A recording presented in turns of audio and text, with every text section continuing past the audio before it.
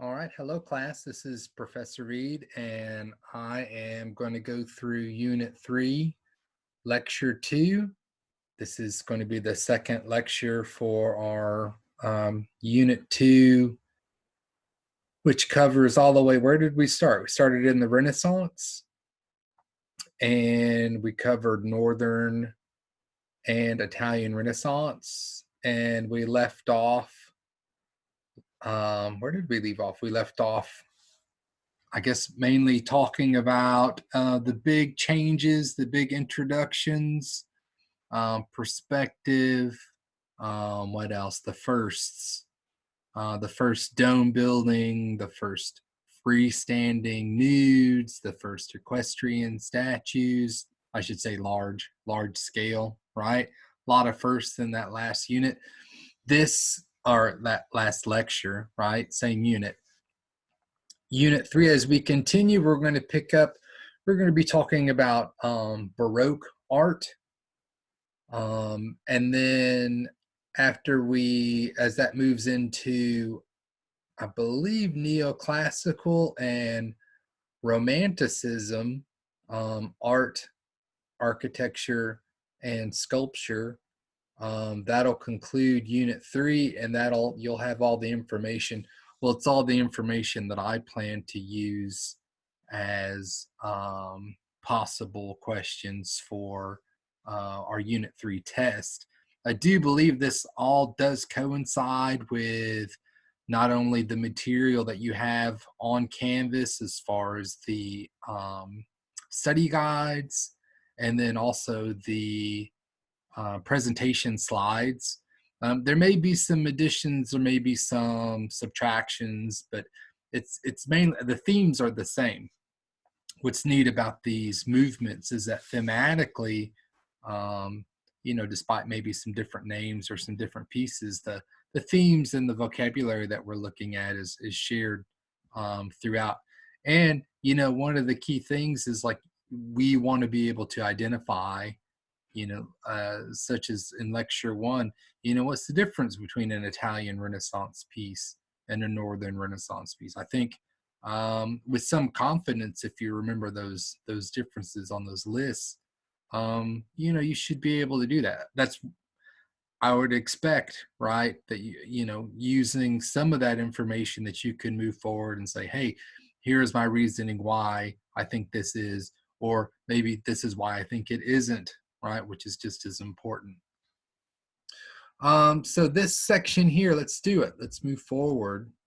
And so this is I tried to remember some of the names. Yeah, I'm cycling back to, this is, can you remember? I'm going to remember. It's the School of Athens fresco image, and our artist Raphael, who is, and I noted after reviewing that lecture for the first time on this format, you really couldn't see my mouse unless I moved over. So I'm going to circle some stuff here. There's Raphael himself. It's this guy right here in the image.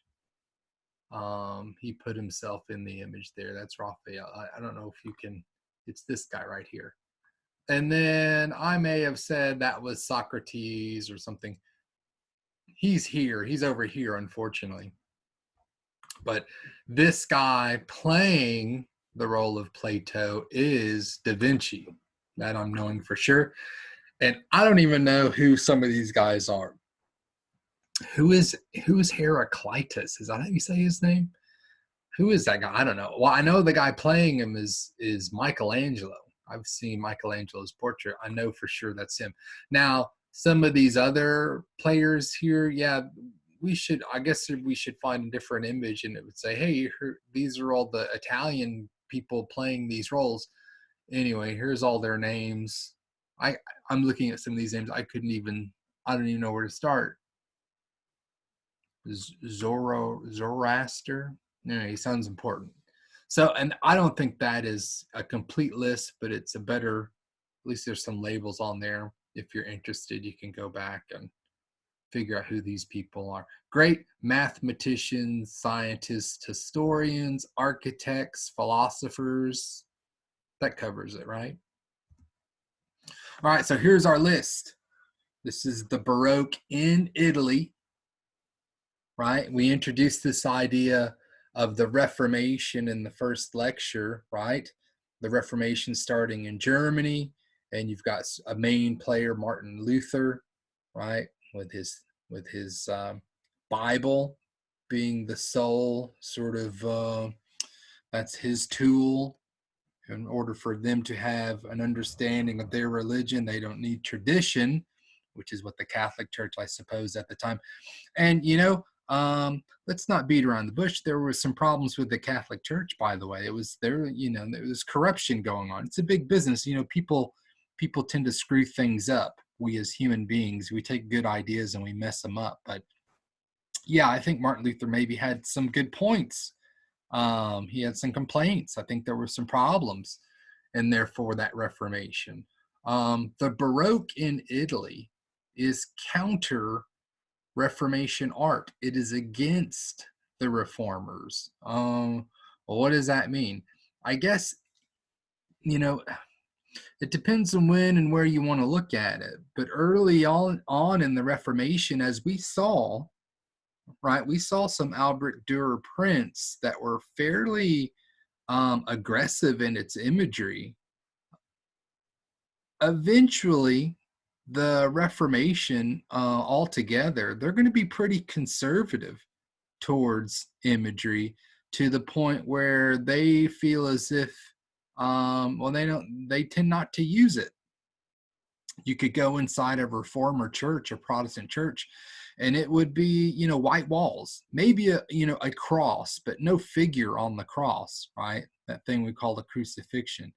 The cross would be there, but it would be pretty bare as far as imagery is concerned. Well, if you were going to a Catholic church, same time, I mean, it would just be jam packed with imagery. They just refused to quit using it. Well, then the reformers say, well, hey, we think that's a form of idolatry. We feel as if some of you Catholics may possibly be, idol worshiping, glass and wood and paint. Which sounds ridiculous. And who's to say, some of those Catholics maybe weren't doing it. Maybe they don't understand, they weren't supposed to be doing it. I'm not saying they were. I'm just saying, who knows, right? Counter-Reformation art is really, in a way, a direct confrontation to the reformers in saying that, hey, no, we will continue to make images. And by the way, we're going to make these images even more emotional, even more theatrical. And we're going to see that these are descriptors for the images, sculpture, and by the way, architecture as well. Architecture can be emotional. It can be twisting and moving. You'll see.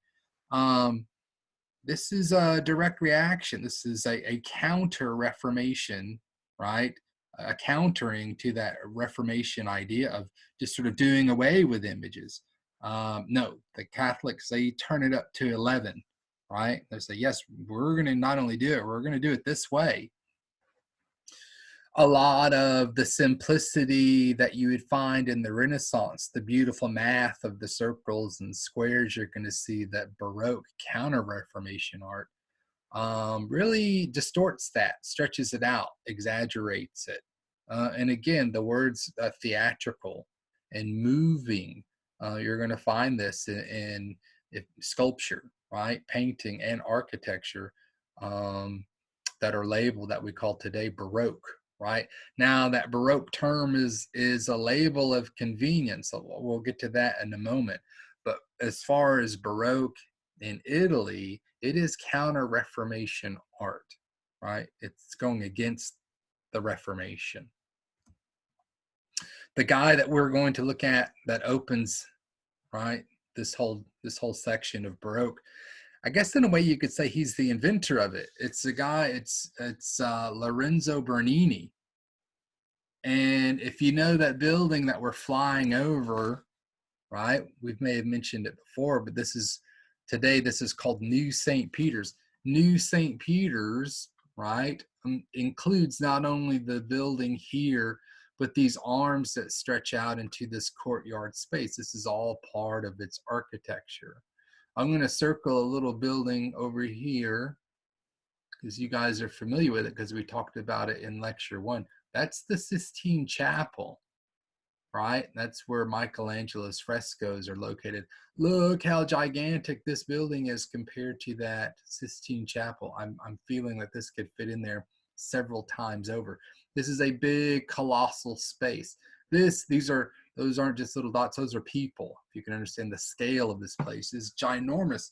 Where Bernini is famous, right, for, I mean, as an architect, he does all things. He is a painter, he's a sculptor, and he's an architect. But if you want to say, hey, who puts the face on the presentation face of the new St. Peter's, it's actually Bernini's design. It's Bernini's hand. It's Bernini's decoration, right, that covers the entire, and this is new St. Peter's. This is inside Vatican City. Vatican City is, if you want to call it, sort of a separate entity, a country inside the city of Rome. This is, what do you want to call it? Like the capital of the Catholic world, right? And this would be sort of its center, is New St. Peter's. Can you tell would you call it a tholos or would you call it a basilica? Right? It's New St. Peter's Basilica is what it's called. I'm trying to orientate this image to be very similar to the photo that we just saw. I feel as if the floor plan is very telling, because when you look at the floor plan, everything above this line, this was actually built and designed during the Renaissance. And you can see how simple it is. It's circles and squares and half circles and quarter squares, and I guess quarter circles, however you want to divide that up. It's very simple ratios, 1s and 2s, circles and squares, right? You can also see that its original plan was actually a tholos floor plan. Look, it's the circle inside the square, right? Very simple. Well, at some point, later editions, they extend the nave, right? So now that gives its basilica, right, format here. And then as I go below this line, this is definitely the Baroque section. The nave extended, basilica plan, no circle and square, right? This is oval. I don't know what to call this. It's not square. It's not rectangular. It's a very odd shape. The arms of the architecture moving out into our physical space. And yeah, I'm calling these arms, right, as they're stretching out, right, dynamically coming into, it's not just some sort of building that sits over here. You walk in and you're sort of embraced by the architecture. It's dynamic and it's moving, right? It's active. It's not something just sitting off into the distance. I imagine maybe the Egyptian pyramid, right? Like there it is over there. It's not like reaching out trying to get you, right? It's very sort of geometrically still and stable. But this architecture is activated. Something also curious, we have to flip it over. I'm using my mouse, good Lord. I'm going to flip over this section because it resembles, can you see that these arms, if I flip it over, you see that it resembles sort of that keyhole shape? Now that's iconography. This is New St. Peter's. St. Peter was one of Jesus's apostles, right? He was there at the Last Supper. I said he's the guy grabbing the knife. Peter, his name in Latin is Petra. Petra means stone. Jesus tells Peter, you are the stone on which I will build my church, right? He's playing games with his name. Peter's job, I guess, if you're not seeing him grabbing a knife, sometimes you see him holding keys. He's the gatekeeper, the golden gates to heaven. What are they saying? What are the Catholics saying with this floor plan of New St. Peter's, with it being a keyhole shape, right? They're reminding us of Peter's position as sort of the gatekeeper, right? If you're interested into heaven, or getting into heaven, right? That they are the keepers of the gate, right? They've got the keyhole. They hold the lock, right? They're in charge of it. Interesting iconography. Not so secret. You just have to flip it back over, right? And you can see that keyhole shape. Here are some photographs. These weren't taken lately, right? These are maybe, I think these, I can't remember how old these are. Well, they're at least 10 years old. My cousin, Father Nolan, he used to serve as a priest at New St. Peter's in the Vatican in Italy. I used to have a picture of him, but I took it out. Okay, so now we're on the inside. This is curious. I'm trying to show scale with these people, really, is all I'm like trying to show. This is a bronze, right? Look at the columns on this thing. This is a bronze. It's called a baldacchino. Baldacchino. In English, I think it's just canopy, but it's not made out of a cloth material. It's bronze. Check out these columns. I said, hey, architecture can be twisting and it can be moving. Look at how these columns, it's strange to see these things supporting, the massive weight that it must weigh. I mean, it's made out of metal, right? Part two, and this is difficult to understand the scale here in this image, that this baldacchino alone is 7 stories tall, right? 7 stories. It's like a 7-story building that it doesn't look so massive because it's inside this huge building, right, surrounding it. I don't remember the measurements, but the Statue of Liberty can stand with torch and everything inside this building. This is how tall and massive it is, New St. Peter's, right? And look at the whole flair of the sort of the Baroque setting. It's energetic, it's emotional, and it's theatrical. I mean, this is very sort of theatrics inside this church architecture. Remember the School of Athens? I circled back to it right at the beginning. I said the setting was inside. This is the building that it is inside. I could click back. And well, this has been truncated, but these are the big massive columns. Do you see? These are sculpture niches here to the left and to the right. That is approximately these spaces right here. It's so, if I could, you'll have to go back and look at the original one, but you'll see it's like, yeah, this is where the School of Athens is taking place, is inside New St. Peter's. Pretty interesting stuff. And expensive, by the way. Yipes. This is Bernini's as a sculptor, right? Bernini's David, right? 67 inches. That's approximately life size, if not a tad. I would convert that. Someone has to do the math for me, but let's just say roughly life size. It's not some sort of small thing that fits on top of your desk. Talk about, right, theatrical, twisting, emotional. Look at the grimace on this guy's face, right? Look at how he is twisting around his torso. Look how this arm is pulling this back, and you feel sort of the energy, the stress as he's about to drop his sling here with the stone in it, and he's acting. He's not thinking, right? Goliath's head isn't already at his feet.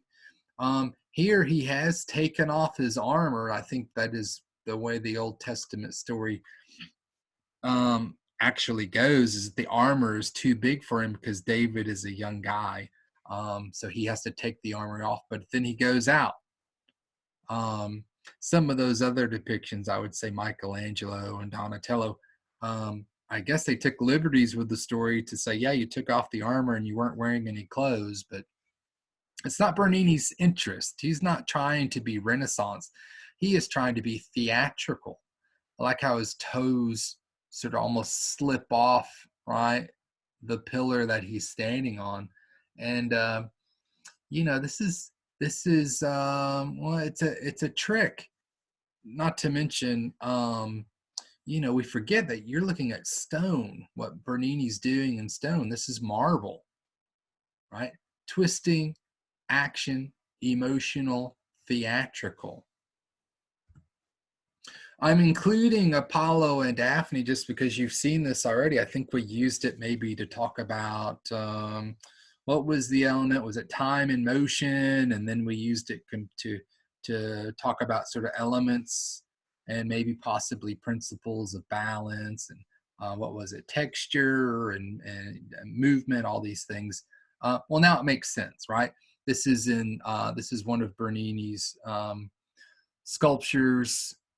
This one being not biblical, Apollo and Daphne, I think you can tell is, what did we say, mythological?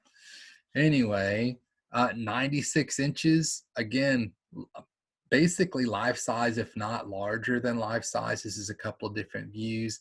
And if you can't tell that this thing is dynamic and emotional and moving, and it's the moment in which they choose to tell the story. This isn't the beginning of the story, right? Such as Michelangelo's David. This isn't the end of the story, like Donatello and his David, or even Verrocchio, right? It seemed like everything, we missed the story. The way Bernini chooses to tell the story is a theatrical device. It's at the moment, right, of the climax, the point of the story, right, where he's slinging the stone, or when Apollo just catches Daphne and she's transforming into this tree, her hair and fingers turning into limbs and leaves.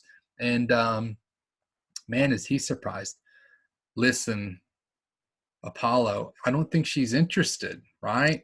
You know what I'm talking about? Hey, we've all been there. As we compare, right, a Renaissance piece, famous Renaissance piece here, right? This is Michelangelo's Renaissance, classical, idealized. This is all about, you know, this Greek attitude and what was it? The ability to act and reason and all these things, you know, all that Renaissance, right? That is not Baroque. Baroque is lights, camera, action. And here is that theatrical, I didn't want to say it too soon, but the term is media res. It literally means in the middle. It's a way of telling a story. And you may have maybe read a book or watched a program on TV or even a movie or even a series of movies where they start you out in a moment of action, right? And then they will go back and explain like, well, how did we get here? And then it leads right back to the action. It's now near the end of the story. Then the action concludes, and then you're like, oh, it's an interesting way of putting together that story. Instead of ABC, it sort of goes, you know, B, A, B, C, right? Where A is the beginning, B is the action moment, and C is the ending. That's media res. That's theatrics. It's just storytelling. Baroque uses media res. Renaissance, I'm not aware of any media res moment. They're all very sort of chill and calm.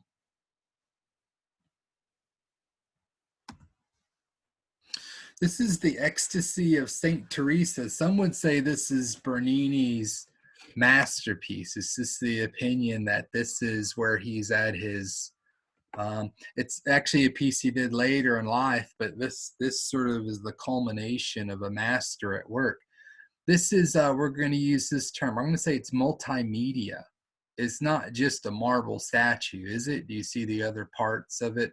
Those, I guess those are bronze rods, right? For either they're trying to represent the light. There must be a skylight up there, right? The light pouring down, or maybe the presence of the Holy Spirit. Okay, right on. Of course, there's marble statues. That figure, right, with the wings is also, I believe, holding like a bronze arrow. And there may even be stucco for the clouds, right? There's several different types of material. Look at the different marble materials for this niche, right, that surrounds it. A niche is this pocket, this space, an architectural space that holds a statue, right? And this is behind an altar in a chapel, right? It's the Cornaro Chapel in Rome. So what's so special about the Ecstasy of St. Teresa? Well, not to mention all those materials that he's using. Usually what we like to do is sort of look at this thing and try to guess, like, what is that? What is going on? What the heck am I seeing, right? Isn't this media res? This is in the moment of some action. We just can't tell, like, what the heck's going on. I'm just going to tell you sort of the straight story here. So clearly you've got two players. St. Teresa, this is this figure here. All right, you can tell maybe from her costume that she's a nun. And this is, I believe, I guess what we're going to say, clearly it's an angel, right? It has these wings on its back, and so we're used to seeing wings as being associated with the angels of God. This one, because of the arrow, gets us to, well, you know, when we were having those conversations or thinking about those Renaissance pieces where they were combining mythological with religion. In this case, it has to deal more with Saint Teresa. This isn't one of these Birth of Venus and Venus is Mary or David is secretly Mercury and all that. She was a Spanish, she was a Carmelite nun in Spain, and she had died a number of years before. You know, it may have been 50 years, I can't remember, but prior to the making of this. But she had published, or maybe someone had published some of her poetry, and it was fairly popular during Bernini's time. And in her poetry, she describes, right, and this is I'm not saying the poetry, I'm just going to say in layman's terms, the Holy Spirit would visiting her, right, and causing her to levitate, and the Holy Spirit piercing her soul over and over again with a burning spear. Very, very over the top type of, like, whoa, those poems, if you read them the wrong way, that kind of sounds kind of like special, you know, very adult type poetry. But she's talking about spiritual ideas, and however, yeah, you could read them as rather earthly as well. That is what you're seeing. You're seeing the angel lifting her habit here, right? She's in some sort of throes. If we could zoom in, you'd see her eyes are rolled back or closed, and her fingers and feet are twitching. The pose of the angel is more straddling her than we would like to think. And this arrow, I don't know. I mean, it doesn't seem to be aimed at her heart very well. But you get the point Bernini is trying to make, in that, yeah, he is trying to describe in very sort of earthly ways what St. Teresa was writing about in spiritual terms. This is a very, very tricky conversation Bernini's trying to have, and he's using all the Baroque tricks up his sleeve. Media res is the big one. You know, if you try to tell this story before the act, it doesn't make sense. If you try to tell this story after this moment, I don't know, it looks, I don't know what it would look like, murder or something, I don't know, right? How can you manifest the poetry in which she's describing in sort of actual terms, concrete terms, take tangible, right? Turn into tangible these fairly complex ideas that she's trying to describe. Well, Bernini manages to do that, and that is why they say Ecstasy of St. Teresa is one of his best pieces, his masterpiece. So fairly complex.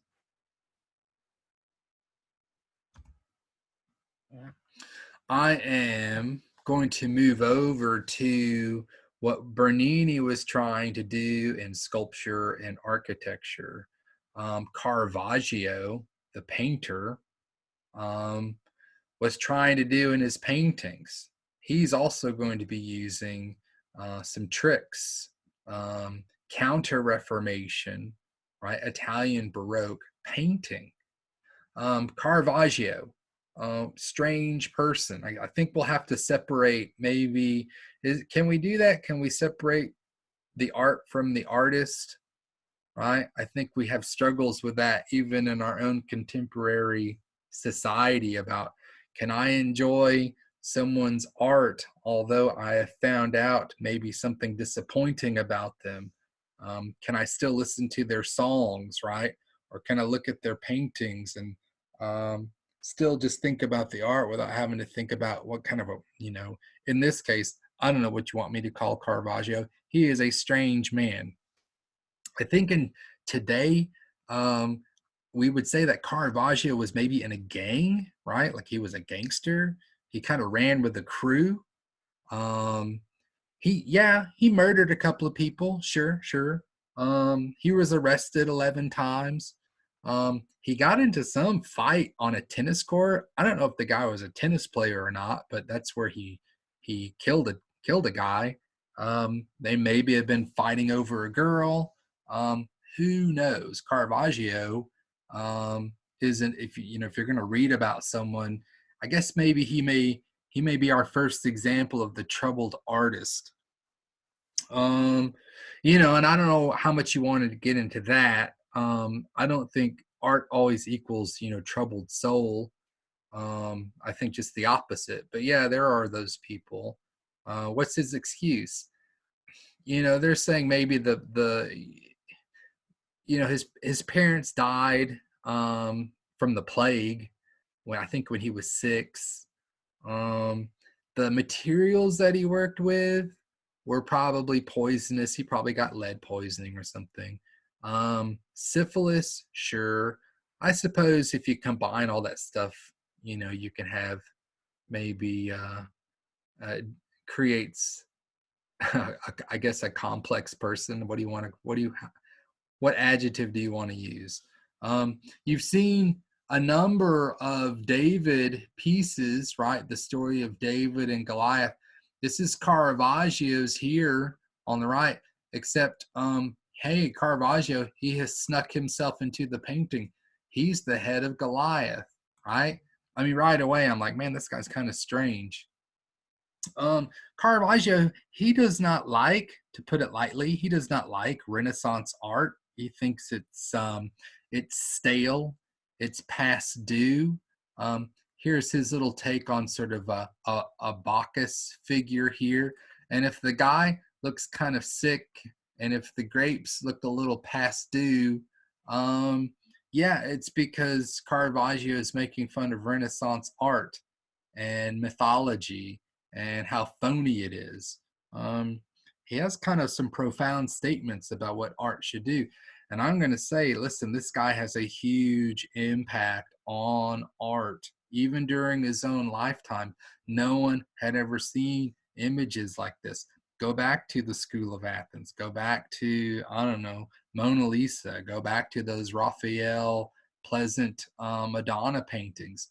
No one was doing this stuff that Caravaggio is doing. Yeah, we already see the media res trick here. This is Caravaggio's conversion of St. Paul.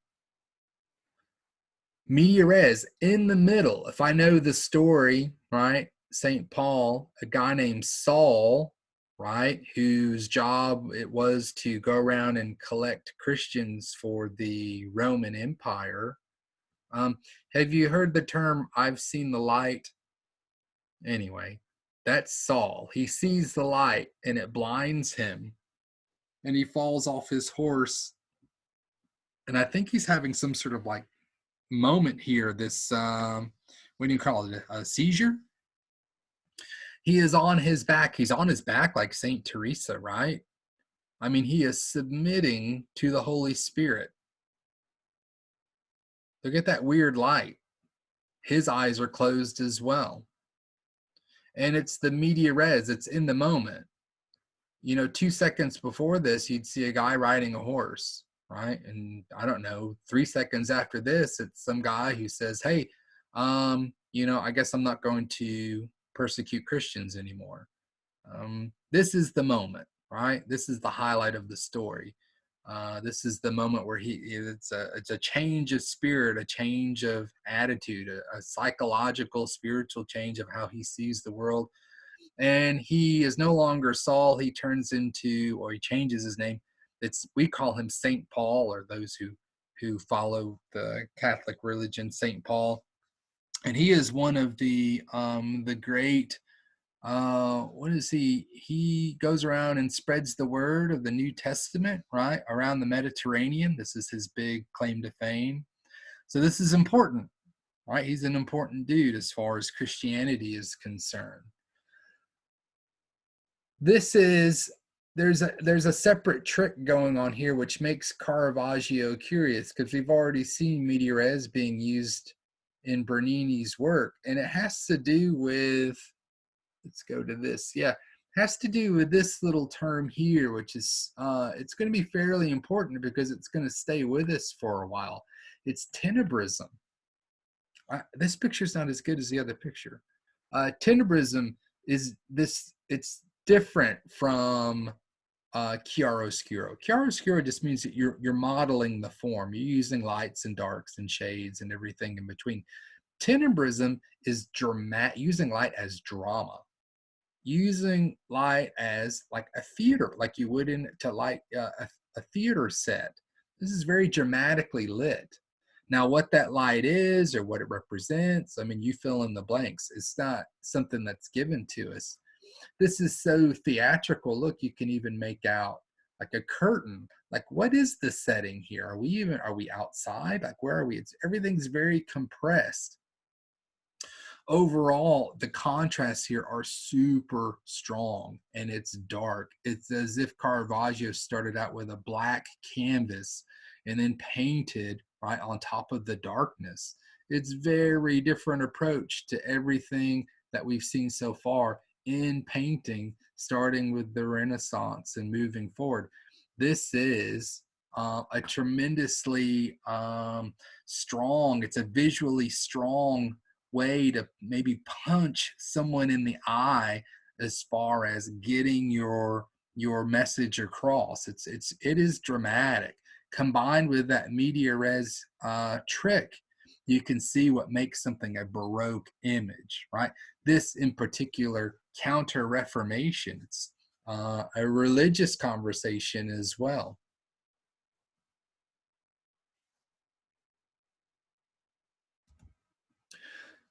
Okay, so this is an image that, it shows Caravaggio's image here. I need to figure out who painted this. Anyway, this is in the chapel of Santa Maria del Popolo. This is Rome, Italy. You can see, and right across from here is another Caravaggio image. I believe it's maybe the crucifixion of Peter. I can't remember, but just to compare these just for a moment. Yeah, this one's got, some drama here. I don't know, it's like some sort of resurrection scene. I'd have to look at it closely. But when you look at Caravaggio's piece, even next to this one, which may be even a contemporary of Caravaggio, look how dark and serious. And it's not about the color. Whatever little color is here it's mainly this sort of dark and dirty approach. Hey, how about this? You thought your day was going bad, right? This is Judith and Holofernes. This is a famous, famous narrative. It's been used over and over.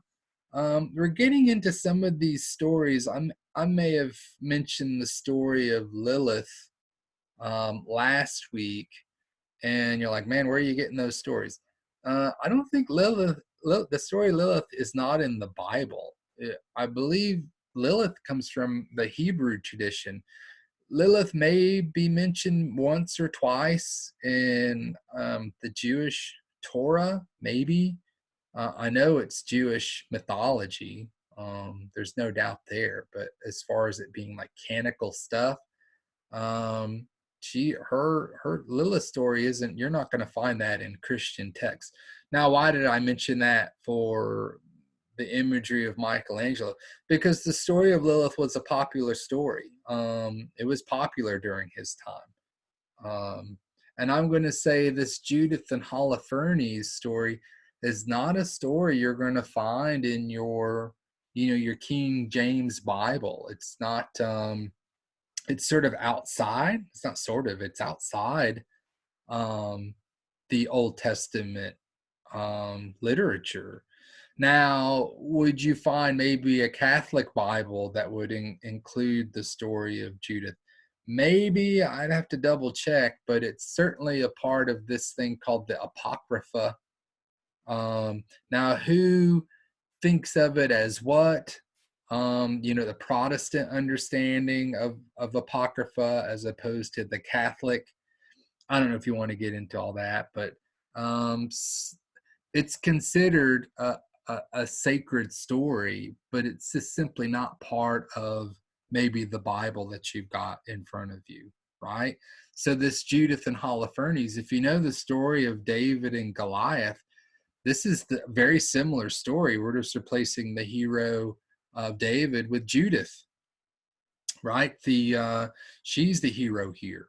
Now, what's the story? I think instead of the Philistines, I think it's the Assyrians, right? The Assyrians have come to, I guess, what are you going to say, conquer, right? Attack this Jewish community. I forget her city, right? I should have maybe read the story again. But Judith leaves, right, the city. She goes to the encampment of the Assyrians. She finds Holofernes' tent. He's maybe charmed by her beauty. He has a few drinks. He wants to go to bed, fill in the blanks, blah, blah, blah. Anyway, when he passes out, she grabs his sword and chops his head off. Now she's there with her chaperone, right? And she's literally holding the bag. They're going to sneak out with the head of Holofernes, and I think they put his head on a stick, and it scares the army away, and she's a hero.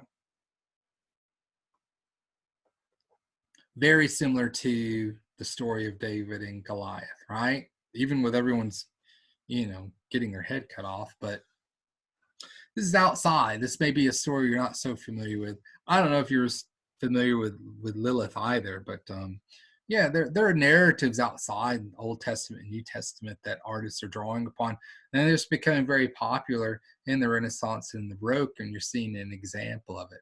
I want to talk about, this is typically where I say, well, what makes this Baroque? Well, I've already got the media res, okay? Can we all agree that this is in the moment of action? And now I've got this new term of tenebrism. I don't know where the light's coming from. I don't know how to make sense of it. I just know that it's dramatic. It's overly dark. I do see that curtain. I don't want to say like that, the curtain is a Baroque must. Like all Baroque art has curtains. No. I am saying that they're showing up because I think they're drawing upon theater as an inspiration. And it's as if someone's pulled the curtain back. Now that curtain, you could say, well, that maybe that represents Holofernes' tent. I don't know. But I know there's also a curtain here. And we'll probably see some curtains later. Bernini was actually interested in obviously theater and stage design. So where Caravaggio is getting these ideas, I think it's this sort of like this theater approach, except that this is, like a horror show is what this is. Also note that the Baroque, not only is it contrast, these hard contrasts between darks and lights, but it's also youth and I guess say maybe not so young, light complexion next to dark complexions. You can see that in the Conversion of St. Paul as well, between this figure, our main figure here, and this guy holding the horse. I don't know, he's got some guy holding a horse. Every time I see this, I'm afraid the horse is going to step on him. Does everyone get that same vibe? Anyway, trampled. Yeah, this is some Baroque media res theatrics, tenebrism coming from the Apocrypha. Oh my gosh, I think I just rolled off 3 or 4 terms, right, just to describe this one piece. Now, I want to say this has a great impact on painting and painting from this moment forward. And I'm saying not only after Caravaggio, I'm saying during Caravaggio. This is, well, these are both the same theme. Can you guess what the theme is? I think it's that Judith story again, but it's actually by the same, it's by the same artist. And this time it is Artemisia Gentileschi, female. What is that, a first for us? Do we have female artists? Go back. I'm thinking blah, blah, blah. No, this may be our first one. Yeah, she shows up. She's someone that we should probably talk about. She's good. I wanted to show that one on the left, right? That made sense. The image on the left was completed in 1610. She was 17 years old when she made that image. Now, the right one, which is the one I'm more familiar with, is the 1620 version. And yeah, I feel as if it's a little bit superior in its clarity and color. And I can certainly see the blade of the knife. But listen, I think these Artemisia is her version of telling the story. And yeah, you can say tenebrism, most definitely, media res, Baroque, yes, yes, yes. I think it's superior to, well, just that the facial expressions and the energy are just, there's something more to it. This one seems kind of odd, the way things are set up. I don't know if, you know, like if we were, I don't want to get into the mechanics of it, but this one just makes more sense to me. But 17 years old, whoa, like what have we been up to, right? What was I doing when I was 17? It probably had something to do with, I don't know, either video games or sports. I don't know what I was doing. Misspent youth. Wasn't doing this. Well, it would certainly help if your dad was also a painter, right? And that was her case. You know, Artemisia, she does a number of these Judith slaying Holofernes paintings. I'm going to tell you something about Artemisia. She had a tutor, and I believe that tutor, you know, if the word is rape or molested, anyway, he took advantage of her, and she took him to court, and I believe she successfully, I, I don't know how that goes back in 1600s, but sued him or petitioned, you know, to have this guy get in trouble. I don't know. Anyway, things worked out for her. She was not to be taken lightly. And I want to point out something to you. I should have grabbed that face of Judith, right? The woman holding the sword. That's Artemisia's face. Whoa, right? I don't think she likes. I'd be curious to know what the guy that molested her looked like. I'd be curious if that was the face of Holofernes. That would be a trip. Anyway, maybe someone can investigate that.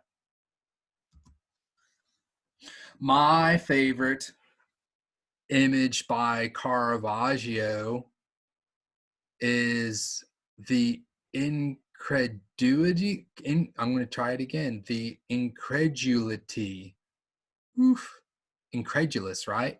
I can't do it. Anyway, doubting Thomas. Have you ever heard the story of doubting Thomas? Thomas was one of Jesus's apostles, right? And Thomas was the one that says he heard Peter and John saying, hey, we saw Jesus, he's back. And Thomas was like, no way, I'm not going to believe it until I can, you know, see it for myself. Anyway, I don't know, like a week later, here's Jesus. And Jesus says, oh yeah, Thomas, yeah, I heard that you didn't believe. And here, come here. And then he says, run your fingers through my wounds, right? The holes in my palms, and then the cut in my side. And look at that. Thomas, right, with that which I'm going to describe as filthy and greasy, putting his finger in that wound in Jesus. And man, it bugs me. You've heard a doubting Thomas. This is doubting Thomas. And Jesus says, hey, you know, for you, you had to see it to believe it, but this is me rooting it, but there are other people that just have faith, right? That don't have to see things to believe it. And so he really put Thomas in his place here. So yeah, this is Caravaggio, I think, at his best with the tenebrism. And again, gosh, media res, right? I mean, this is the moment. I'd rather that hand be maybe like 12 inches away from the wound, I suppose. But man, Caravaggio does not fool around when he's saying, hey, this is the point of the story. Gross.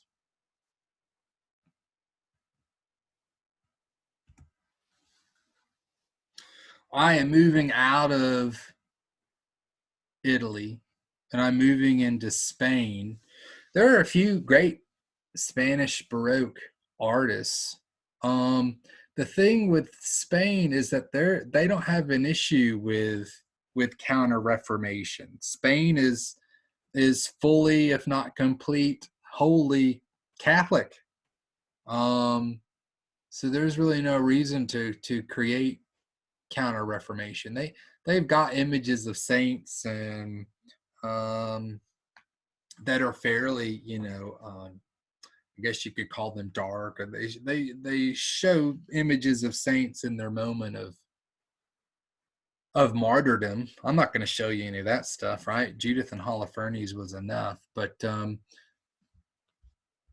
going to focus on Velázquez, and in particular, right? This is, if you need to know any image by Velázquez, if you've not seen it, if you're not familiar with it, this is Las Meninas, right? Also known as the Little Maids of Honor. And what makes this a masterpiece? Oh my gosh, right? Do you have another 2 hours? I can't do it. This image is about images. It is so peculiar, and there's so many things going on here that it's very difficult. I feel as if I'm skipping out and not telling you the full story, but as a piece on its own, I mean, the way it's set up, right? You can see that it's groups of two, right? You can see two. There's groups of two. Can you see in the mirror back here? There's another group of two. They're all grouped together. I don't want to make lines all over it, but the way the thing is organized, there's a certain balance going on here with things above this line and things below this line. Gosh, can we pointed out paintings where the artist sort of sneaks himself into the image. Do you think there's any sneaking going on here? I mean, that's Velázquez. There's no sneak. He's like, oh yeah, I'm here too. And know that Velázquez, I mean, he is the painter. Well, what is he painting? Well, this is the painting here. Well, the painting, I think, is the painting. The thing he is making is the painting we are looking at. It's very tricky. And so, and then the mirror here, or whose reflection is in the mirror? Well, that's the king and queen of Spain. That's their daughter. She's sort of separate. She's separated out between these couple groups here. She's singular, and of course, she's the one in almost the most light here. There seems to be some, 1, 2, 3 sort of combination going on with these sort of lit effects.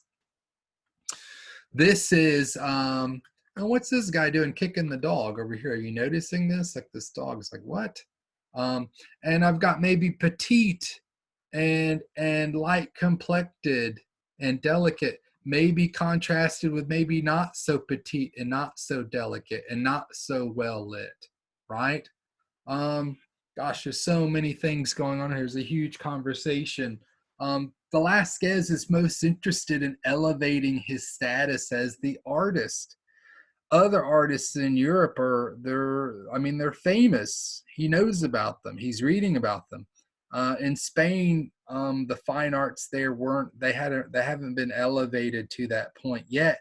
And he was saying, yes, this is, I am part of that group. It may not be here in Spain yet, but yeah, at some point that is who I am. Note that he's got this red, this is his, when he received a knighthood, this red cross on his, what do you want to call it, his jacket here. That was something that that's the Cross of St. James, I believe. That was an award he had received 2 years after the completion of this painting. So what does that mean? Well, that means he went back to the painting and put that red cross on there and said, hey, oh yeah, boom, boom. I'm also, I'm a knight. I'm a sir. I'm not just some nobody. Not to say there's not a place for, carpentry or the craft arts, but he's saying, hey, I'm something different than, maybe a cabinet maker, or maybe someone who makes shoes, or someone who makes clothes. I want to be part of this group. It is very difficult to make out for us because this painting is dark. These are paintings by Rubens on the wall. The king was a collector of art. And Rubens, who we've not talked about yet, I'm going to in just a moment, Rubens was one of these rock star Baroque artists in Europe, right? And Velasquez is saying, hey, I want to be like Rubens. Rubens was not only a rock and roll, we're going to talk about it, he was also super, super wealthy. He was becoming rich off of his art. He's one of the first artists that was, I wonder in today's dollars what that would have been. Anyway, he was very wealthy, not only famous, rich, popular, owned by kings and queens throughout Europe. Here's some of his pieces on the wall. So there's lots of different things to talk about in Velasquez's Las Meninas. One is the elevation of the artist. The other is its composition. The other one is in playing games with images. And the mirror being here to complete the image, we've extended past the painting itself. We'd have to have the king and queen stand here, which they could have, right, 400 years ago. And they would have gotten the joke. They're like, oh, that's our reflection in the mirror. We get it. Ah, this is so great. The last thing I haven't mentioned is we've seen portraits over and over and over, right? Think of the Mona Lisa, right? And how she's having to sit there and like hold still, and it's very sort of formal, and it's static, and it's calm. Does any of this look static and calm? It is very informal. And because of that informality, that is what makes it media res. This is a royal portrait as people are getting ready for their portrait, right?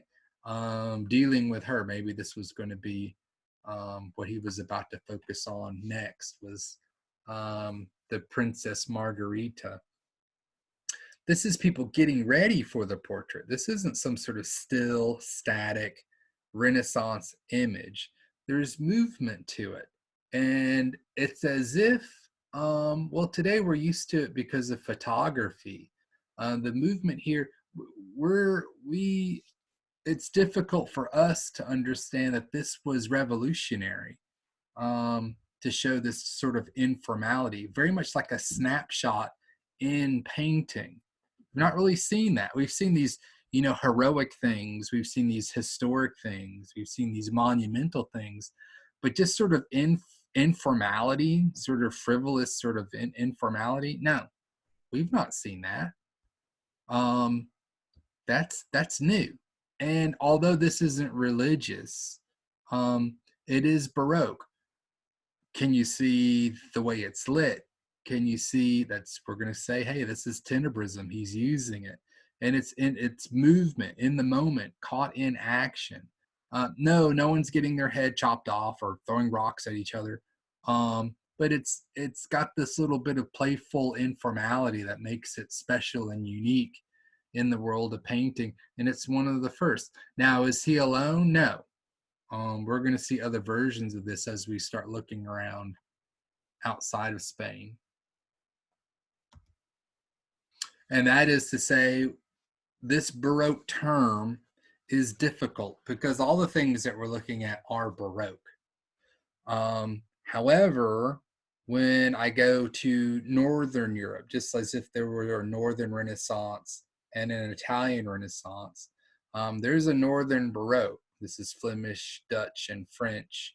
And it combines all the art concepts that we've talked about, this emotional, theatrical, media res. What was the other one? Tenebrism. But it can also, depending on who we talk about, it can also be an extension of Northern Renaissance styles. In other words, quiet, calm, and still, right? And that is the tradition. That's the Northern tradition. And so we want to point that out. So this label of Baroque, once we get out of Counter-Reformation art, it gets fairly complex. And listen, I'm not ever going to say, hey, can you tell a Caravaggio from, Rubens? I suppose, yeah, you could. I mean, there's ways you could do that. You'd look at a bunch of their pieces and you'd eventually figure out, like, this guy does this one and this one does these other things. That's really not the point. I'd rather you just see what's going on as far as the techniques and the approaches that they're using, as opposed to being able to, have connoisseurship of being able to identify. It takes a lot of looking and a lot of practice to, especially in a test situation, to be able to recognize, like, that fine-tune ability. So of recognizing individual artists. So not our goal here at all. We just want to be able to say, hey, these are the things that make it Baroque as opposed to Renaissance, right? Or here's what makes something Baroque as opposed to neoclassical, right? Or Romanticism. I want you to recognize styles more than individual artists. If you're interested in that type of stuff, that, get into some art history, and yeah, you'll slow down, you focus on smaller sections, but to cover the amount of material that we cover here, that's pretty tricky to do. I mean, how many Velázquez paintings did we look at? One. So yeah.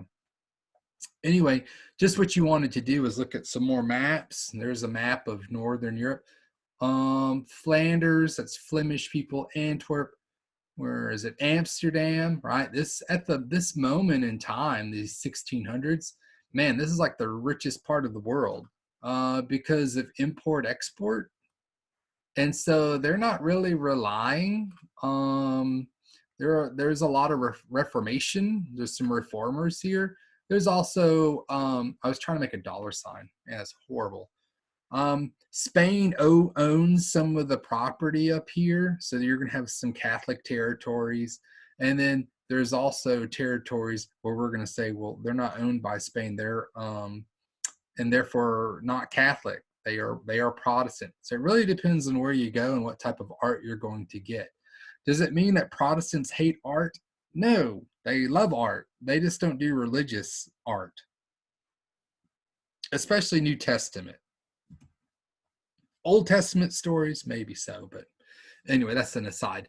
Here's that guy Rubens I was just mentioning that was hanging on the walls behind Velázquez as he was painting Las Meninas, right?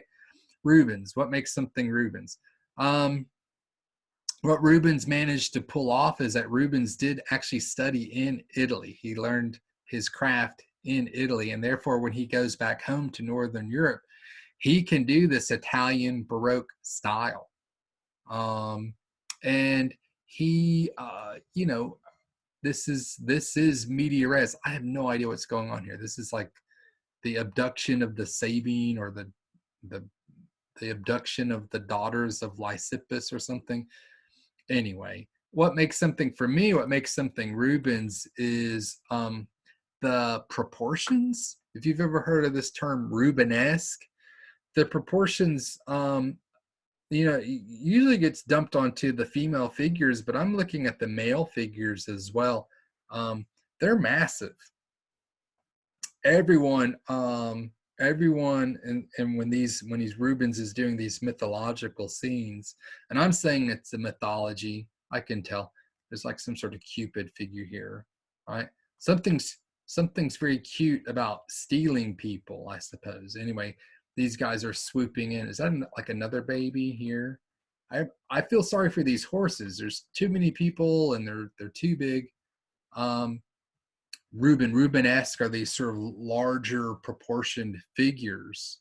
Um, I'm also pointing out the tradition. Look how the men are darker complected to the lighter complected female figures here, right? You ever mentioned that? I may have mentioned that in an earlier lecture, but that's a tradition that still continue. Here we are in the 1600s, and I think wasn't it all the way back in when we looked at the Toreador fresco in the Minoan, right, the Palace of Knossos.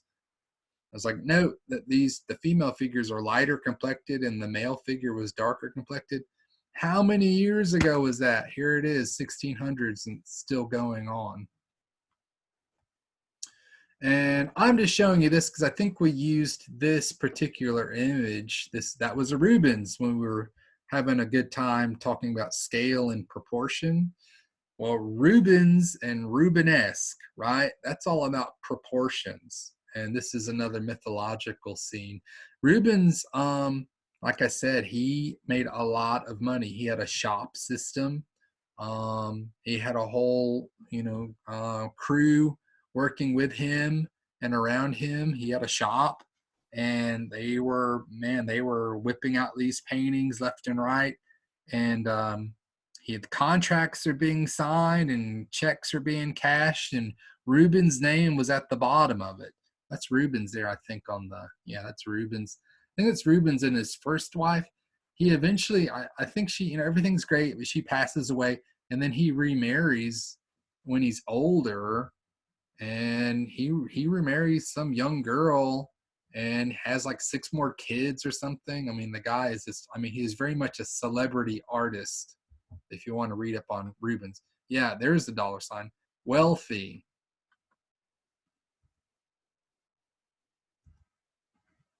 I feel as if you've heard the name Rembrandt before. We're just now saying, oh yeah, well, this is where Rembrandt makes sense to us. He is a Baroque artist. He's a Baroque painter. He is Northern Baroque. He is, where is he? Is he Amsterdam? Dutch Baroque, right? And Rembrandt, I think, did 80 something self-portraits. The number says over 60. Well, okay. Over 60 self-portraits of Rembrandt. You may recognize his face, right? Here's some of these self-portraits. Rembrandt also was very successful. He made a lot of money.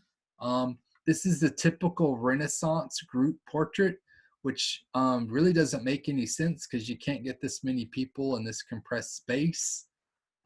Rembrandt takes the group portrait, and yeah, he's doing sort of this Velasquez approach, this informal, right?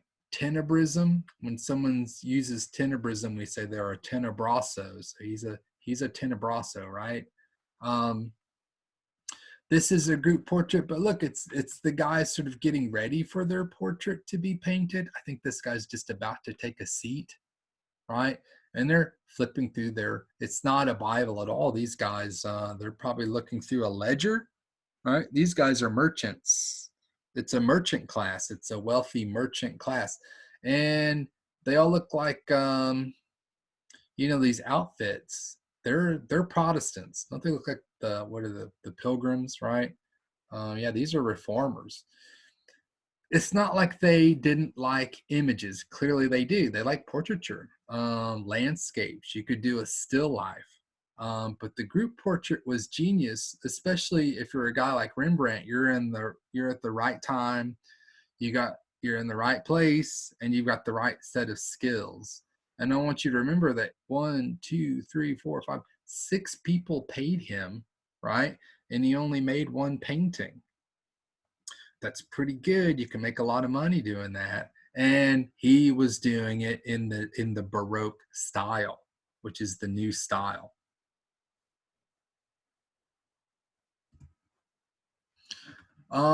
This is the anatomy lesson of Dr. Tulp.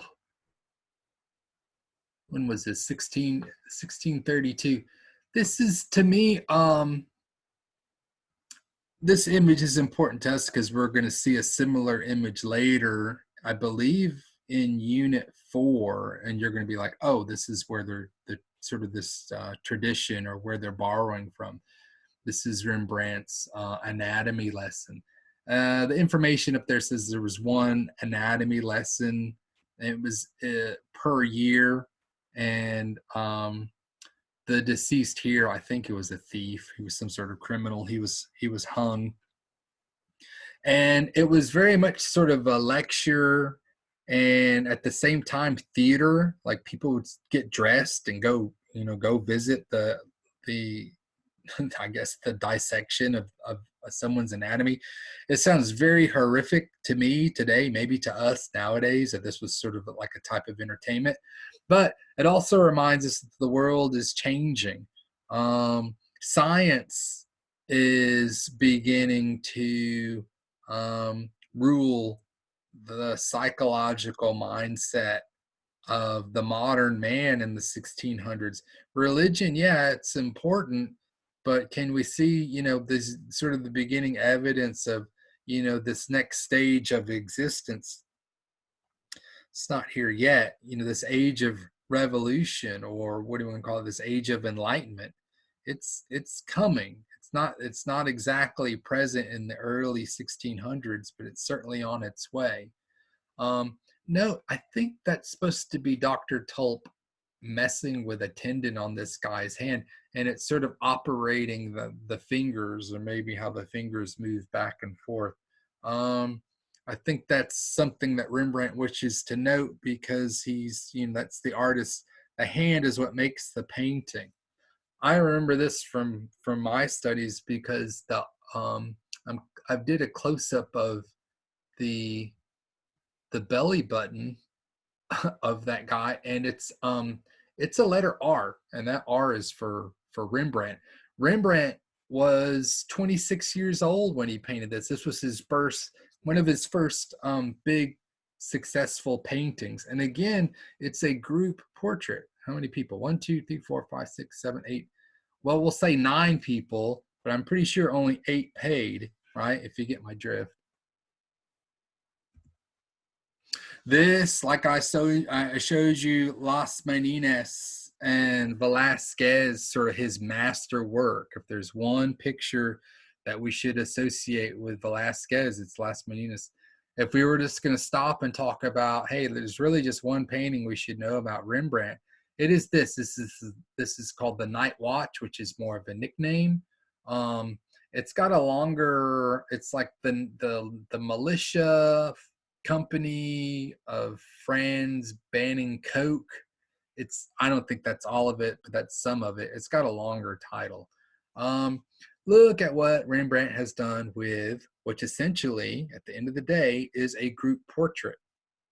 And let's go through the list. Yeah, he's using tenebrism, most certainly. Yes, it is media res.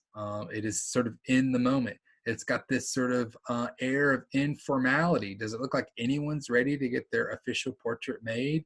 No, everyone's messing around. And gosh, there were so many. There are things here that I think once I show them to you, you're like, you can't unsee them. But I've got 1, 2, 3 figures. 1, 2, 3 figures that are basically showing you how to load, fire, and clean your gun. 1, 2, 3.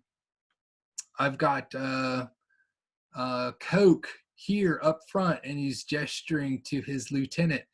The shadow falling across him, he's saying, hey, let's move out. And this guy then gives the order to the company, right?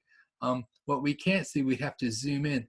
There's the emblem of sort of the Dutch Empire right there. It's sort of in the palm of his hand. He is protecting it. That's pretty cool, right? This guy's spear, the foreshortening in here is so perfect. We're talking about, some people ask me about what makes a good painting a good painting. Look at how there are these lines. Do you see them? Right? And it basically organizes the painting. It goes off in this direction, and then I'll show you, yeah, there's this one, and it's this one. Hey, let's go that's one. What's this guy doing? I think he's doing some other stage. There they are, 1, 2, 3.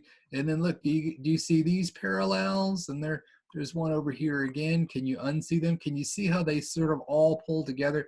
It's going to all pull together. Here it goes. And then there we are, right? This is a pyramidal format. It's the pyramid, though, is coming out at us, stepping out into our space. In fact, the spear, which is so perfectly foreshortened, if I pay attention to its shadow, it is actually sort of, if I extend it out, it is going out into our space, the extension of the shadow itself.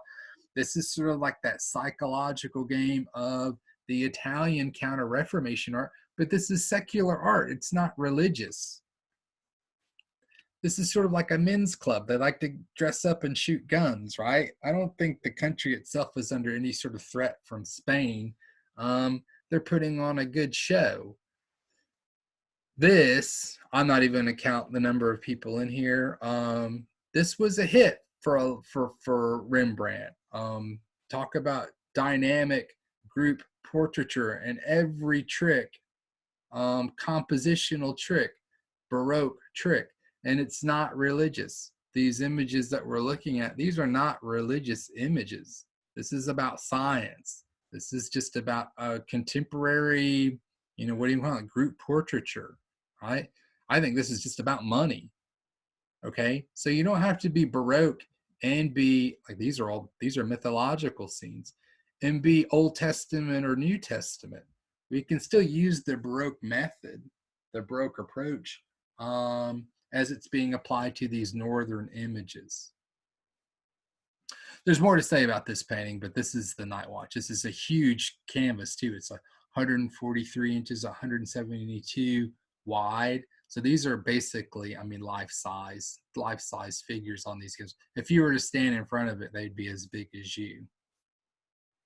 And boom, and bang, and guns, and spears, and clang, and clatter, and they're spilling down these steps. Right? Pretty fantastic.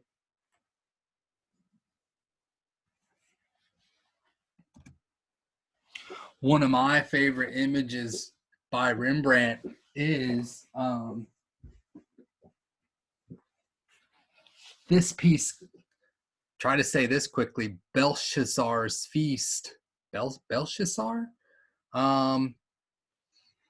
National Gallery in London. Oil on canvas, not small. This is actually a religious image. Why is a guy like Rembrandt doing religious images? It is not uncommon, even in Protestant Northern Europe, for a painter to be hired to do something from the Old Testament, which is definitely this scene here. This is not a New Testament scene. Belshazzar, I think his dad was Nebuchadnezzar, who, what did he do? He invaded, he invaded Jerusalem and then stole all their stuff and then took it home. And his son Belshazzar is using stuff from the temple, these gold cups and whatnot. He's just using it to throw parties, right? And then one night, the hand of God, makes this sort of cryptic script here, and none of the I guess the Babylonian scholars could figure out, like, what the heck is this? We can't even read it. It's basically messed up Hebrew letters today. And it said to read, it says many tekel, how do you say that? Hep up harsim? Man, I messed that up. In English, measure, weigh, divide. Have you ever heard the term, the writing is on the wall, right? Or I've got your number. Have you ever heard anyone say that? Like, he's got your number. It's like he's figured you out or something. Or the writing is on the wall, like, the The information is it's out there. All you have to do is be able to read it. Well, no one can read it. They have to get Daniel. Daniel, what does this say? And he says, you know, whatever that is, right? Loosely translated, measure, measure, weigh, divide. You have been weighed in the balances and found wanting, right? Yeah, in other words, your days are numbered. What? That's not good news. Look at the media res being used here. It's in the moment.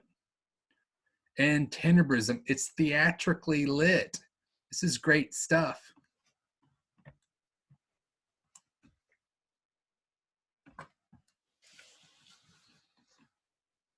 I'm seeing this face here.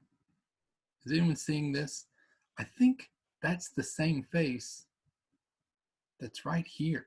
It's a face I keep seeing over and over in Rembrandt's work that I think that may be his wife.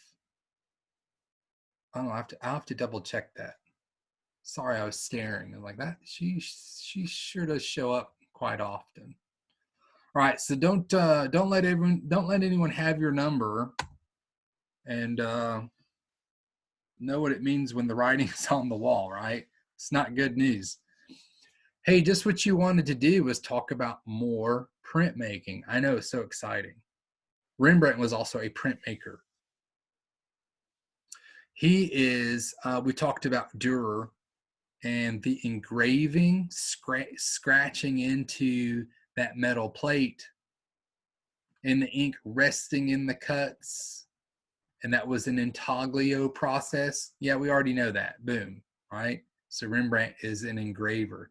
Here's clearly a biblical scene here, an engraved print, right?